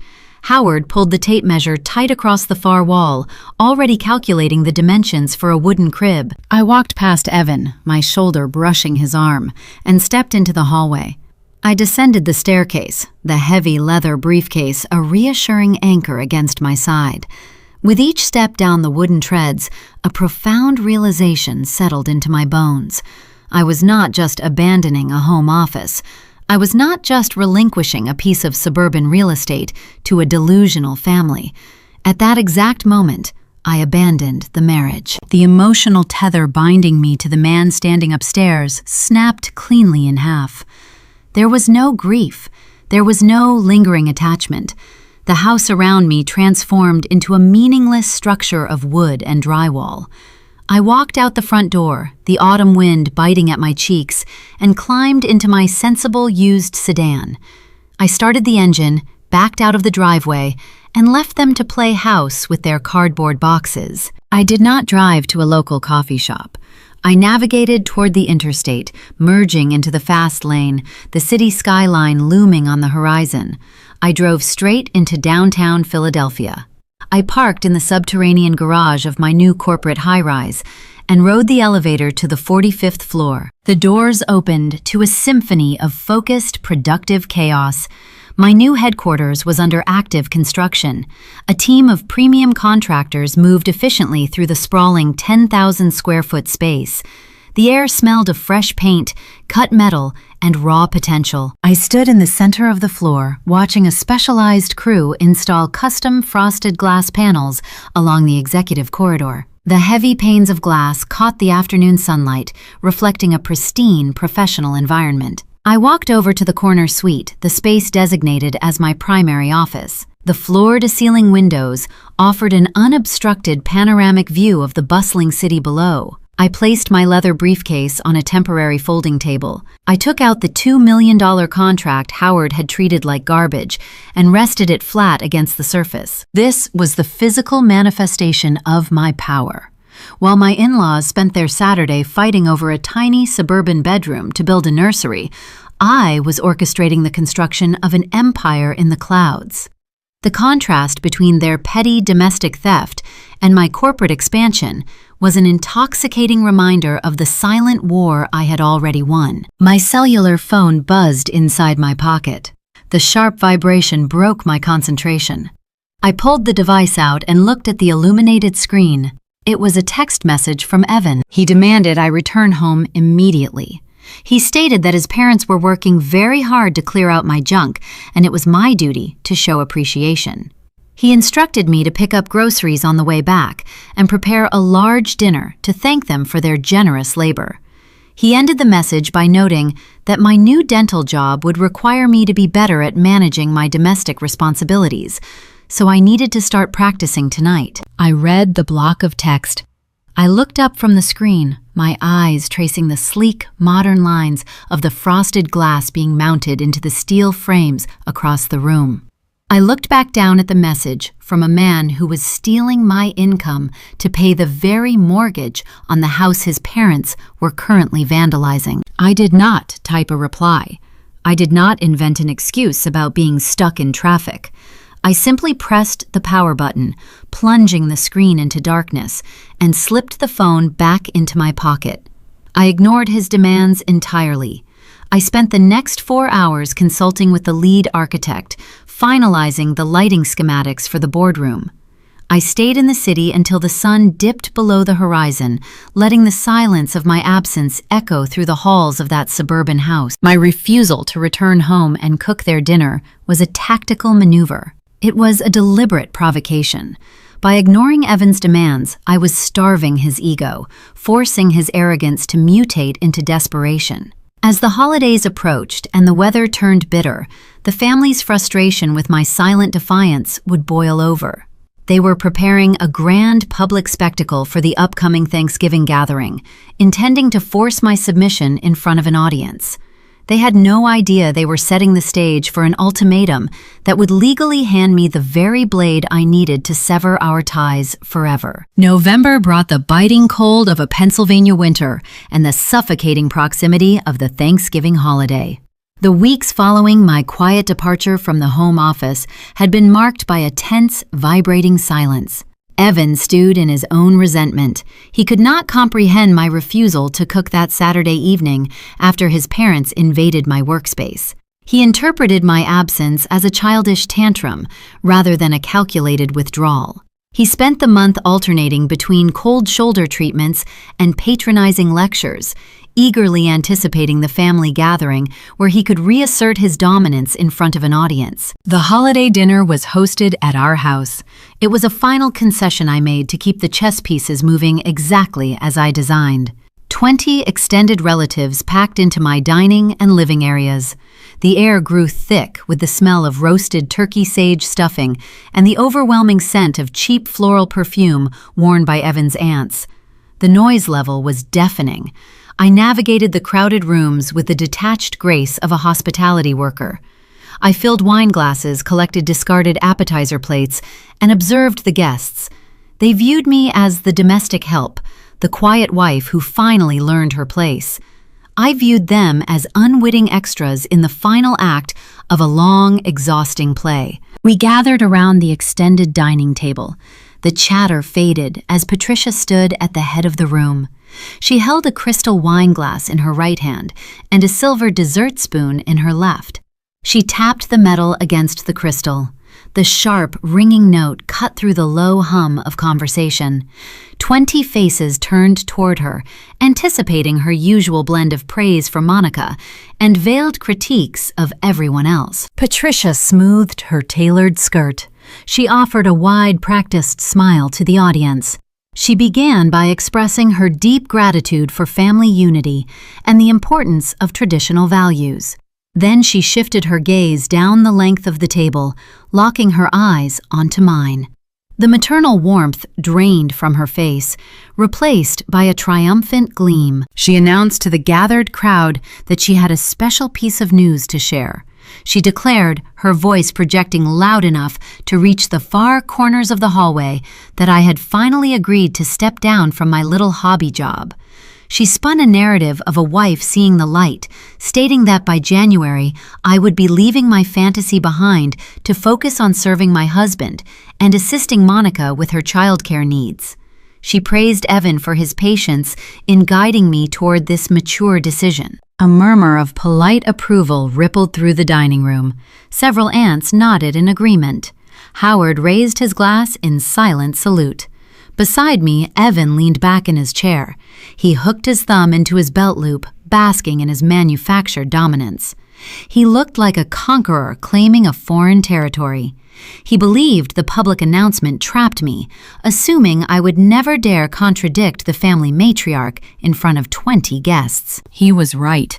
I did not contradict her. I did not stand up and scream about the 10,000 square feet of premium downtown real estate currently being outfitted with custom frosted glass for my logistics firm. I did not mention the holding company shielding a 7-figure fortune. I picked up my crystal water goblet. I stood up, smoothing the fabric of my dress. I met Patricia's triumphant stare with a cool, unblinking gaze.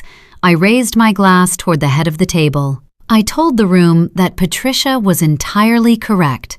I promised them, my voice steady and clear, that there would definitely be a profound change by January 15th. They applauded. They raised their wine glasses and drank to my submission.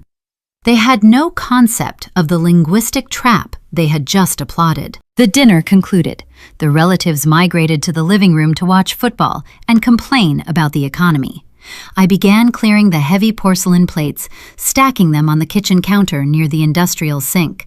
The kitchen was empty, save for the rhythmic humming of the dishwasher. I was scraping the remnants of cranberry sauce into the garbage disposal when the swinging door pushed open. Evan stepped into the room. The door swung shut behind him, sealing us in relative quiet. The smug conqueror from the dining table had vanished. In his place stood a frustrated, insecure man. Despite the public victory his mother had orchestrated, my serene reaction unsettled him. My lack of tears or protests unnerved his fragile ego. He needed to extract a tangible physical submission to feel secure in his scheme. He stepped close, invading my personal space. He crossed his arms and lowered his voice to a harsh whisper, ensuring the guests in the next room could not hear him. He decided to play his final, desperate card. He delivered an ultimatum. He told me the vague promise I made in the dining room was not enough. He demanded concrete action. He instructed me to sign the minimum wage dental receptionist application his mother had printed out. He required me to officially resign from my current position by the 15th of January. He narrowed his eyes, his face inches from mine, and issued his threat. He said if I did not comply with these exact terms, he would file for a legal separation. He looked at me with deep, unfiltered disdain and stated that he needed a real wife, not a girl playing pretend on a computer. He thought he was trapping me in a corner. He believed the threat of divorce would shatter my resolve and force me to beg for his continued presence in my life. He operated under the delusion that his mediocre salary and his patronizing family were the only things keeping me from total ruin. He had no idea he had just handed me the exact legal catalyst I required. By explicitly threatening divorce to coerce my employment choices, he was documenting his own financial and emotional manipulation. He was providing my attorney Oliver with the precise ammunition needed to obliterate any future claims for alimony. Evan was volunteering to dig his own grave, and he was handing me the shovel. I looked at him. I stripped every trace of emotion from my face. I became a blank slate, reflecting nothing but cold calculation. I told him I understood his position perfectly. I agreed to his timeline. I told him that resigning from my current firm involved a complex offboarding process. I suggested that simply sending an email would not suffice. I offered to schedule a formal, in-person meeting with my superior in downtown Philadelphia on the morning of January 15th. I invited him and his parents to accompany me to the corporate office so they could witness the resignation firsthand and ensure I was not bullied into staying. Evan uncrossed his arms. The tension bled out of his shoulders. His ego, starved for validation, seized upon the invitation like a lifeline. The prospect of standing in a corporate office, flanked by his parents acting as the ultimate authority figure, while I resigned from my supposed typing gig, was too enticing for him to resist. He offered a short, curt nod. He told me to set up the meeting and provide him with the address. He turned on his heel and walked back into the living room to join his relatives, confident he had won the silent war. I stood alone by the kitchen sink. I turned on the faucet, letting the warm water wash over my hands. I looked out the window into the dark, freezing suburban night. The trap was not just set. The heavy steel jaws had just locked firmly into place. The path to January 15th was clear, and I was about to introduce my in-laws to a reality they could never possibly comprehend. The morning of January 15th arrived with a bitter, unforgiving freeze. A thick layer of frost coated the suburban lawns, turning the grass into brittle shards of ice. I woke before the sun breached the horizon. I dressed with meticulous care. I selected a tailored charcoal suit, a crisp white blouse, and a pair of dark leather heels. This was not the attire of a defeated typist. This was the armor of a chief executive officer preparing to terminate a hostile acquisition.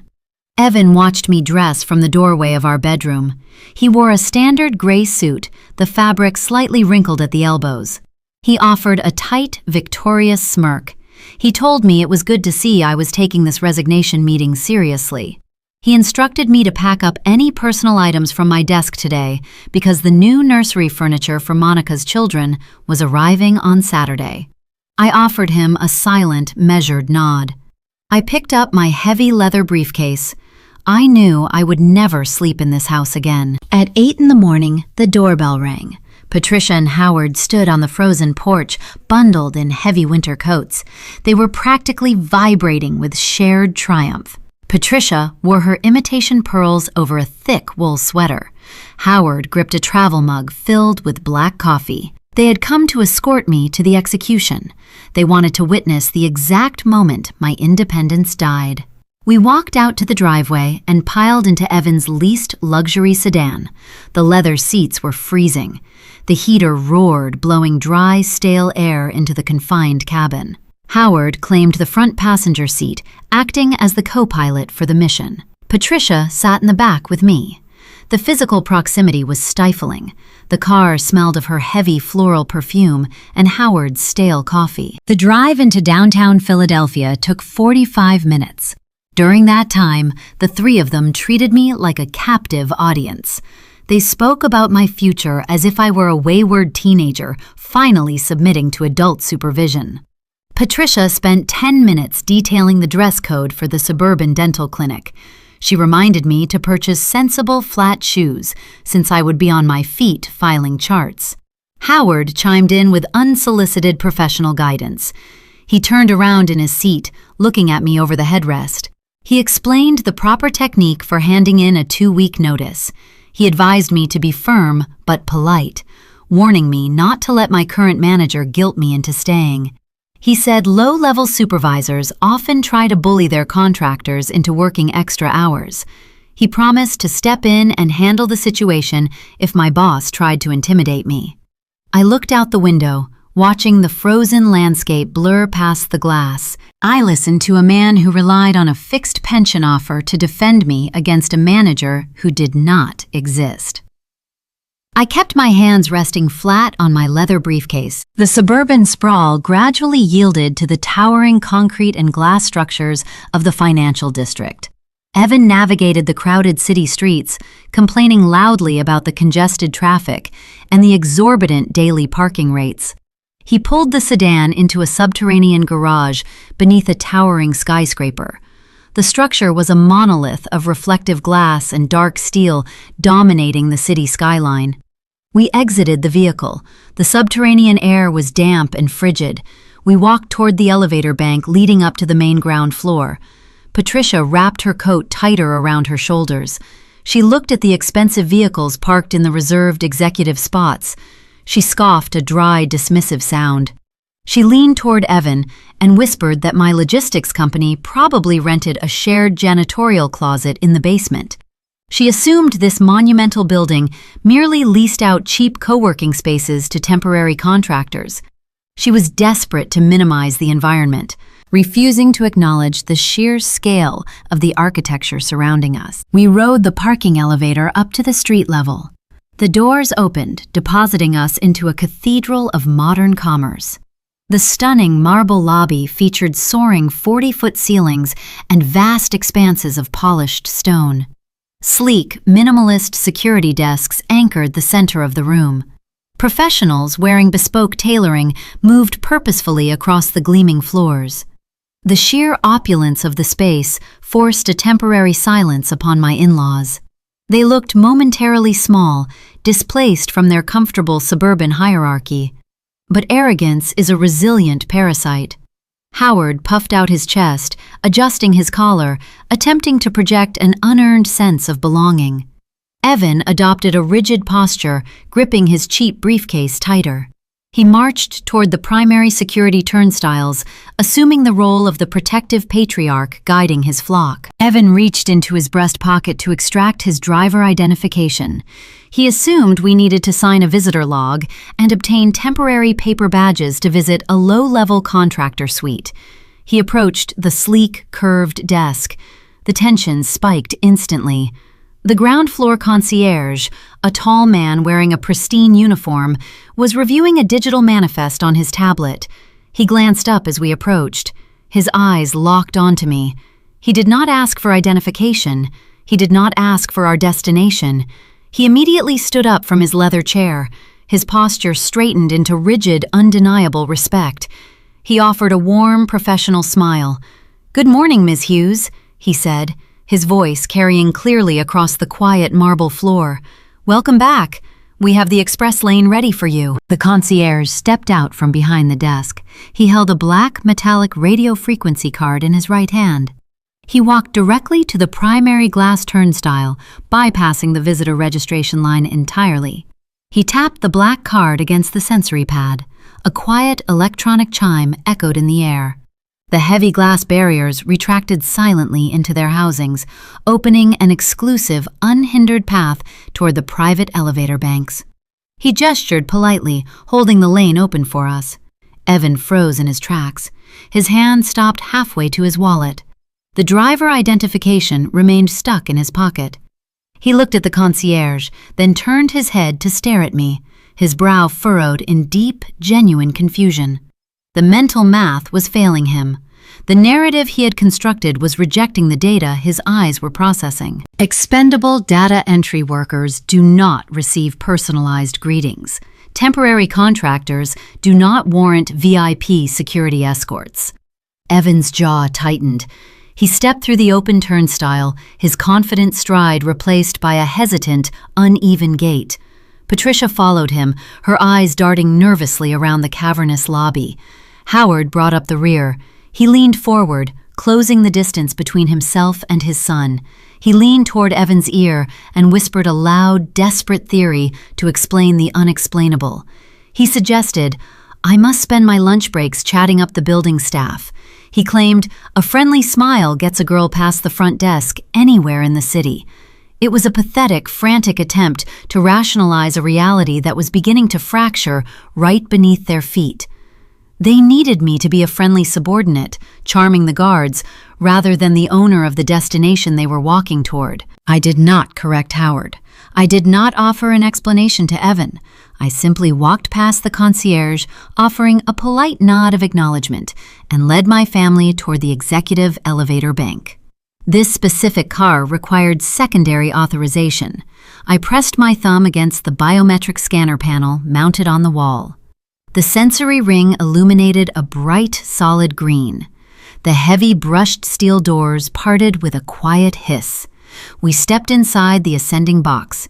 The interior was paneled in dark wood and polished metal. There was no generic background music. There was only the low, powerful hum of high-speed cables preparing to pull us upward. The doors slid shut, sealing the four of us inside. The physical sensation of rising to the top floor pressed against the soles of my shoes. I watched the digital floor indicator panel above the door. The numbers climbed with rapid, relentless speed. 10, 20, 30. Evan stared at the same panel. The smug victory he had carried into the car that morning was dissolving, replaced by a creeping, unidentifiable dread. He looked at my calm profile, searching for a sign of nervousness, searching for the submissive wife who was supposed to be trembling before her manager. He found nothing but cold, tranquil certainty. Patricia gripped her handbag with white knuckles. Howard stared at his own reflection in the metal doors. If you have ever bided your time in the shadows, swallowing daily insults while quietly building an impenetrable fortress, you know the exact rhythmic pounding of my heart in that enclosed space. It was not the pulse of fear. It was the drumbeat of pure, earned vindication. The elevator slowed its ascent. The digital numbers stopped climbing. The quiet electronic chime signaled our arrival at the 45th floor. The heavy steel doors slid open. The heavy steel doors parted, retracting with a quiet hiss. Light flooded the enclosed elevator cab. It was not the fluorescent, sterile glow of a shared basement co-working space. It was the radiant, natural sunlight pouring through floor-to-ceiling windows that wrapped around the entire perimeter of the 45th floor. We stepped out of the car and into a sprawling, immaculate reception area. The architecture was sleek and modern, featuring polished concrete floors and warm walnut wood accents. Directly ahead, mounted on a vast expanse of dark slate, a huge brushed metal logo caught the morning light. The precision-cut letters spelled out two words: Viridian Strategies. Patricia stepped out of the elevator first, her sensible flat shoes clicking awkwardly against the polished floor. She halted in her tracks. She looked at the towering ceiling, then at the bustling activity surrounding us. Dozens of professionals moved purposefully through the open concept layout, carrying tablets and reviewing logistics reports. The sheer scale of the operation was breathtaking. It was an environment that projected wealth, authority, and relentless momentum. Patricia blinked her mind frantically, trying to reconcile the opulence of the room with the fictional narrative she had constructed. She still clung to the belief that I was a low-level contractor. She assumed we had simply wandered into the wrong corporate suite. She squared her shoulders, refusing to let the imposing surroundings intimidate her. She clutched her handbag tight against her ribs and marched directly toward the sprawling reception desk. The front desk coordinator, a sharp young woman named Elena, wearing a tailored blazer, looked up from her dual monitors. She offered a polite, welcoming smile. Patricia did not return the courtesy. She adopted her most demanding, authoritative tone. She slapped her palm flat against the marble counter. She announced that she was here to speak with the hiring manager, or whoever was in charge of the data entry contractors. She stated, her voice carrying a sharp edge of suburban entitlement, that she needed to facilitate the immediate termination of Serena Hughes. She added that it was a family matter and required prompt attention. Elena did not flinch. She did not look confused or intimidated by the older woman barking orders at her station. Elena simply shifted her gaze from Patricia, looking past the older woman's shoulder, and locked eyes with me. A knowing, composed smile touched the corners of Elena's mouth. She raised her right hand, extending her index finger, and pointed directly at my chest. Patricia turned around, following the trajectory of the receptionist's finger. She looked at me standing near the elevator bank. I did not say a word. I did not need to correct her. The silence in the reception area grew heavy pregnant with the first undeniable cracks of their shattering delusion. I adjusted my grip on my leather briefcase. I bypassed the reception desk entirely and began walking down the primary corridor. I did not look back to see if they were following. I knew the sheer gravitational pull of the unknown would drag them along. I heard their uneven footsteps trailing behind me on the polished concrete. We walked down a long hallway flanked by transparent glass offices. The transparency was intentional, designed to foster a culture of open communication, but today it served a much more tactical purpose. It provided my in-laws with an unobstructed view of my domain. As we passed each suite, senior directors and logistics analysts looked up from their workstations. They did not ignore me. They did not treat me like domestic help. They stood up. They offered respectful nods. A vice president of operations paused his presentation to offer a brief, deferential wave. I could hear Evan's breathing grow shallow and erratic. I caught his reflection in the transparent panels as we walked. His face was draining of all color, fading into a sickly shade of ash. The arrogant conqueror who had threatened me with divorce in our kitchen the night before was evaporating.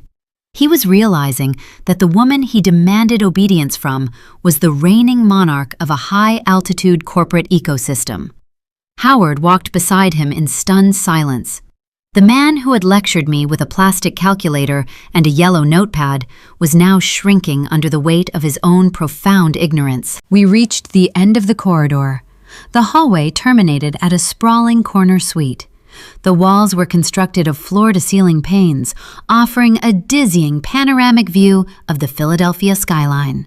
The door to the suite was a thick, heavy slab of frosted glass.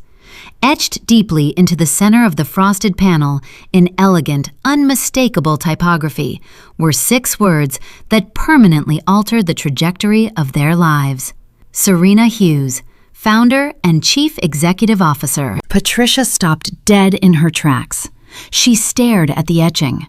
Her eyes widened, tracing the letters over and over again, searching for a typo, searching for a misunderstanding, searching for any possible loophole that would allow her to maintain her superiority. There was none. The glass offered only cold, hard facts. I reached out, wrapped my hand around the brushed metal handle, and pulled the heavy door open. I stepped into my office. The space was pristine. A sleek modern sofa sat near the window. A vast mahogany desk anchored the center of the room, polished to a high sheen.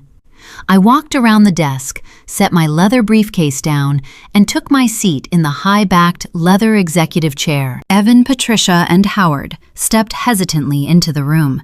They looked like trespassers who had wandered into a restricted vault. They stood awkwardly on the plush carpet. I did not offer them a seat. I let them stand. I let the physical power dynamic dictate the terms of the engagement. I sat elevated and secure while they stood vulnerable and exposed. I folded my hands on top of the mahogany surface. I initiated a countdown in my head. I let 10 full seconds of suffocating silence tick by. The quiet was heavy enough to crush bone. The only sound in the room was the faint, distant hum of the city traffic far below us. I watched their minds short-circuit. I watched years of condescension, mockery, and unearned pride curdle into raw, unfiltered panic. Patricia broke the silence. Her voice, usually so commanding and sharp, trembled. It was a thin, fragile sound. She gestured wildly toward the doorway, then toward the mahogany desk, her hands shaking. "What is this?" she whispered, her voice cracking on the final syllable. I looked at her. I drew upon the exact vocal cadence I utilize when dissecting a flawed vendor contract. It was a tone devoid of anger, devoid of pity, and stripped of all emotional vulnerability. It was the sound of inevitable truth. "You wanted to meet my boss," I said, my voice steady and resonant. "You are looking at her." Evan let out a strangled, breathless gasp. He took a stumbling step backward, his shoulder colliding with the glass wall. The reality of his situation crashed into him with the force of a falling anvil. He had spent years trying to control a woman whose financial footprint could erase his entire existence with a single wire transfer. But the grand reveal was only the first part of the execution. I needed to return the heavy boulder of disrespect they had hurled at me months prior. I needed to fire the loaded weapon I had stored in the dark for this exact occasion. I broke eye contact with Patricia. I reached down and pulled open the top drawer of my mahogany desk. The drawer slid out on silent ball bearings. I reached inside and retrieved a piece of cheap, folded printer paper. It was the exact minimum wage dental receptionist application Patricia had filled out in blue ink and left on my home keyboard. I lifted the paper. I unfolded it carefully, smoothing the creases flat. I placed it on the polished wood of my desk. With a flick of my wrist, I slid the application across the smooth mahogany surface. The paper glided silently, coming to a rest exactly 2 inches from Patricia's trembling fingers. I leaned back in my leather chair.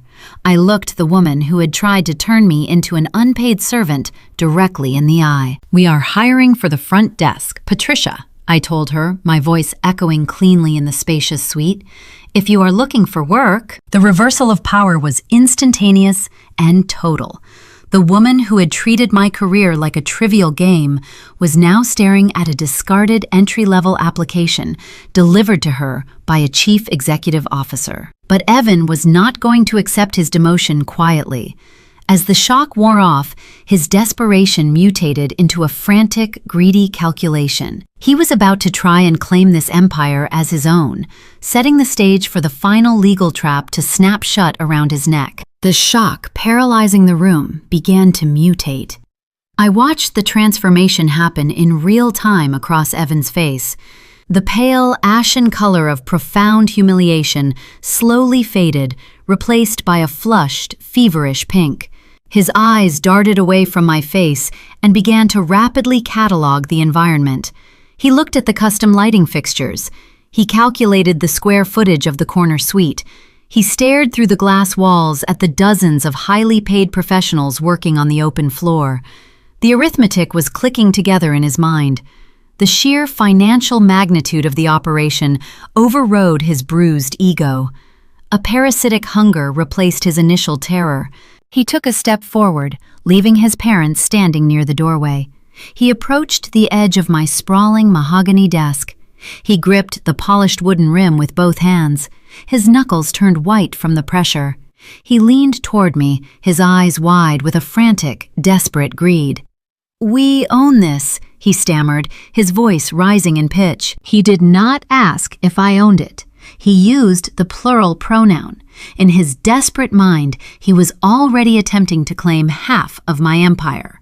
He was trying to rewrite the narrative on the spot, positioning himself as the rightful co-founder and equal partner in a wealth he had only discovered 3 minutes ago. He thought the legal bonds of our marriage automatically entitled him to the keys to the kingdom. I did not laugh.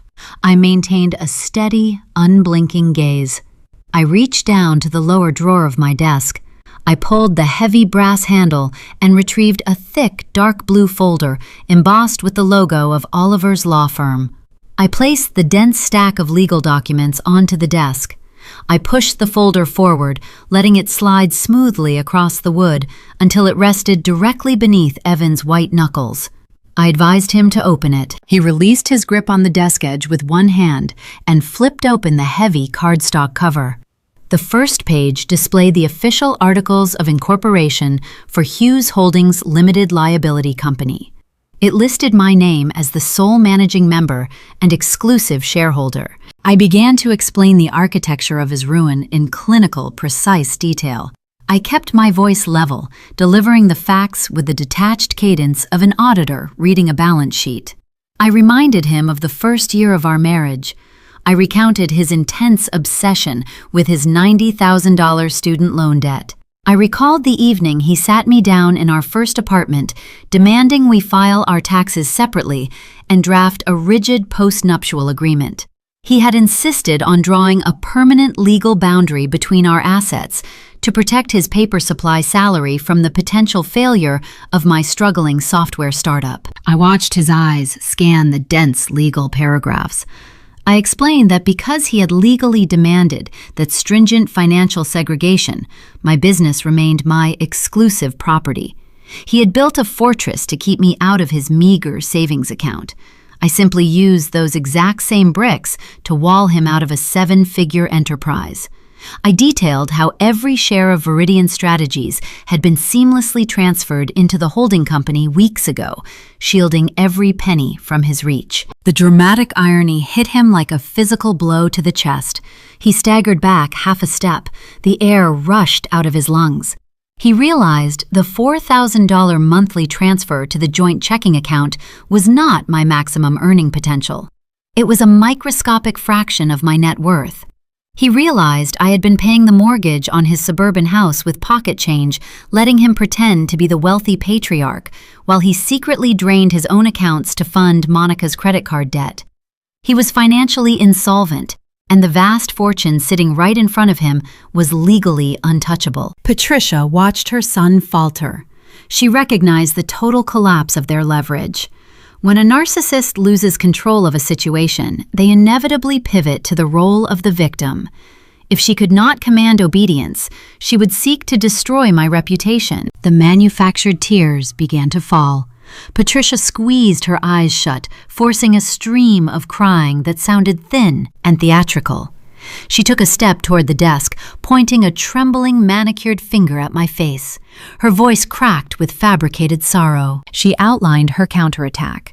She threatened to call every aunt, uncle, and cousin in our extended family the moment she returned to the suburbs. She promised to spin a narrative of my supposed cruelty. She declared she would tell everyone I had lured them into the city under false pretenses, just to scream at them and humiliate them. She planned to paint me as an unhinged, abusive tyrant who had lost her mind and destroyed a loving family out of pure spite. She believed the threat of social exile and family gossip would force me to apologize and surrender. I did not argue with her. I did not raise my voice to defend my character against her fictional script. I simply lifted my right hand and pointed a single index finger toward the upper corner of the executive suite. Mounted flush against the ceiling tiles was a small, sleek dome camera. A tiny red indicator light blinked in a steady, rhythmic pulse. Patricia stopped crying mid-sob, her trembling finger lowered slowly to her side. I explained the technical specifications of the security system. I informed her the camera recorded in 4,000 pixel resolution.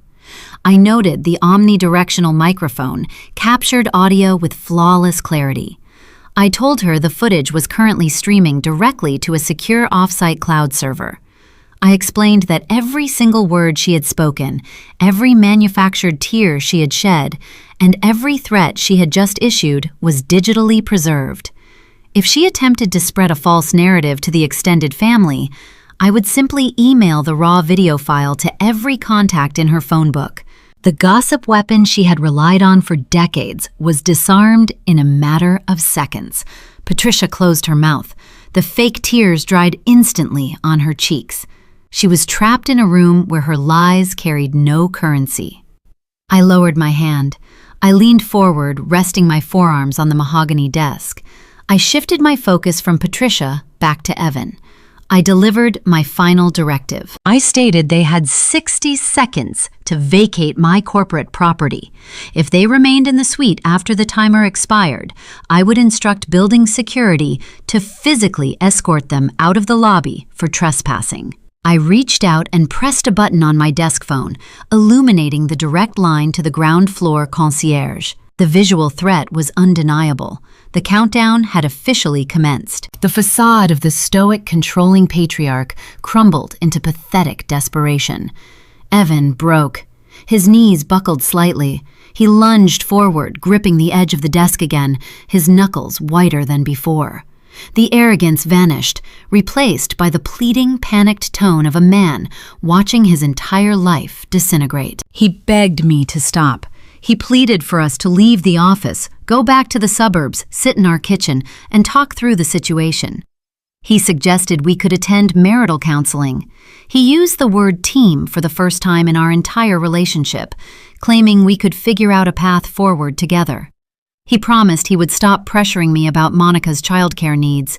He promised things would change. I reached into the pocket of my tailored blazer. My fingers brushed against cold brass. I extracted the key to the suburban house we had shared. I held the key suspended over the desk for a brief moment. Then I opened my fingers. The heavy brass dropped onto the polished mahogany wood. The metal clattered loudly, the sound sharp and final in the quiet room. I told him I was never returning to that house. I kept my voice devoid of pity. I informed him that my attorney had just transmitted the official divorce filings to his personal email inbox 10 minutes prior. I reminded him of the ultimatum he had issued in our kitchen on Thanksgiving night. He had explicitly threatened to file for separation if I did not quit my job and submit to his demands. I explained that the divorce papers cited his own documented emotional coercion and financial manipulation as the primary catalyst for the dissolution of the marriage. He had demanded a separation, and I was legally obliging his request. Evan stared at the brass house key resting on the desk. His mouth opened, but no words came out. His breathing was rapid and shallow. I delivered the final piece of information. I told him he could return to the suburbs and help his parents build their nursery in my old bedroom. I did not need the space anymore. I informed him my new residential address was a penthouse suite located exactly 5 blocks away from this office building. The reversal of power was absolute. The man who had tried to force me into a minimum wage existence was now facing a mountain of debt, a pending divorce, and the undeniable reality of his own staggering insignificance. The 60-second timer in my head expired. I picked up the desk phone receiver, maintaining direct eye contact with the 3 silent figures standing in my office, and waited for them to make their final choice. I held the receiver of the desk phone near my ear. The dial tone hummed a flat, continuous note. Evan stared at the brass key resting on the mahogany. He realized the bluff was over. There was no negotiation left to pursue. He turned around, his shoulders slumped forward, the manufactured posture of a patriarch broken beyond repair. He walked out of the executive suite. Patricia and Howard followed him in silent, shuffling steps. They looked like ghosts banished from the physical realm, stripped of their power and exposed to the cold light of reality. The heavy frosted glass door clicked shut behind them. I replaced the receiver on its cradle. The silence that settled over my office was pristine. It was the sound of a long, exhausting war finally concluding. The legal fallout arrived with swift, surgical precision. Evan retained a low-tier divorce attorney from the suburbs. This was a man who built a local practice on intimidating spouses into lopsided settlements. Within 48 hours, this attorney filed a motion in the county court demanding permanent spousal support. He argued that Evan had grown accustomed to a certain lifestyle and required a monthly stipend to maintain his standard of living. He sought to tap into the revenue of Viridian Strategies, claiming the business was marital property, despite the post-nuptial agreement we signed years ago. He sent a thick packet of demands to my legal counsel, anticipating a protracted, expensive negotiation. Oliver did not negotiate. Oliver responded with a single, heavily encrypted digital file sent directly to opposing counsel. Inside that digital file was a comprehensive archive documenting their staggering arrogance. Oliver included the high-resolution photographs of Evan's banking screens. Those images detailed the secret outward transfers to Monica and the subsequent mortgage payments funded directly by my decoy deposits. He included the audio recordings of Howard patronizing my intelligence. He provided the digital copies of Patricia, threatening to weaponize family gossip in my office. He attached the screenshots of the group chat where they openly conspired to force my resignation and turn me into an unpaid domestic servant. The final piece of evidence was the unedited digital record of Evan's text messages and his verbal ultimatum on Thanksgiving night. In those messages, he explicitly threatened to file for separation if I did not abandon my career. Oliver drafted a concise cover letter pointing out a fundamental legal reality in the state of Pennsylvania. A spouse cannot successfully claim alimony when they are the primary documented catalyst for the dissolution of the marriage. This is especially true when they utilize threats of divorce as a calculated tool for emotional and financial coercion. Furthermore, the postnuptial agreement Evan had demanded during our first year of marriage held firm. The holding company was a pristine, impenetrable fortress. Evan had locked himself out of my wealth years ago, and his recent behavior nullified any remaining claims to spousal support. Evan's attorney reviewed the digital evidence and immediately withdrew the motion for alimony. The legal bluster evaporated overnight. The lawyer advised his client to accept a clean, uncontested separation before I filed devastating counterclaims for the misappropriation of shared funds. Evan signed the dissolution papers a week later. The financial reality of his situation set in shortly after the ink dried on the legal documents. Without my monthly stipend to cover his exorbitant expenses, his fragile house of cards collapsed. He had drained his personal savings to fund his sister's luxury lifestyle. He could not afford the monthly mortgage payments on his mediocre corporate salary. The bank initiated standard foreclosure proceedings within 60 days. He was forced to break the lease on his luxury sedan, paying a steep penalty he could not afford. He surrendered the keys to the suburban home we once shared. The nursery Patricia and Howard had so eagerly prepared in my former home office was dismantled before a single coat of paint ever dried. Evan packed his remaining personal possessions into cheap cardboard boxes. He drove back to his parents' house, he carried his boxes up the stairs, and moved into his childhood bedroom. A 30-something man who had spent years demanding submission and ultimate authority was now sleeping down the hall from his mother. He was trapped in a suburban purgatory of his own making, surrounded by the exact enablers who helped orchestrate his downfall. A year passed. The bitter winter thawed into spring, followed by a warm, productive summer. Viridian Strategies doubled its regional footprint, securing high-yield logistics contracts across the entire eastern seaboard. I was no longer navigating the stifling tension of a toxic household. I was sitting on a soft leather sofa in my new penthouse, looking out through floor-to-ceiling windows at the sprawling Philadelphia skyline. The city lights glittered against the dark night sky, forming a vibrant, endless grid of potential. My environment reflected the deep, quiet peace I had secured. The poetic justice of the situation arrived on a Tuesday evening. My cellular phone chimed on the glass coffee table. The screen illuminated, displaying a text message from an unsaved phone number. I recognized the digits immediately. It was Monica. Her corporate fairy tale had encountered a harsh reality. The mid-sized advertising agency she worked for had experienced a severe budget shortfall. The marketing department, deemed a non-essential cost center by the executive board, faced drastic restructuring. Monica was laid off. Her trivial title bump and her glossy corporate business cards could not save her from the chopping block. The text message was a long, rambling paragraph. She did not offer an apology for her past behavior at the family dinners.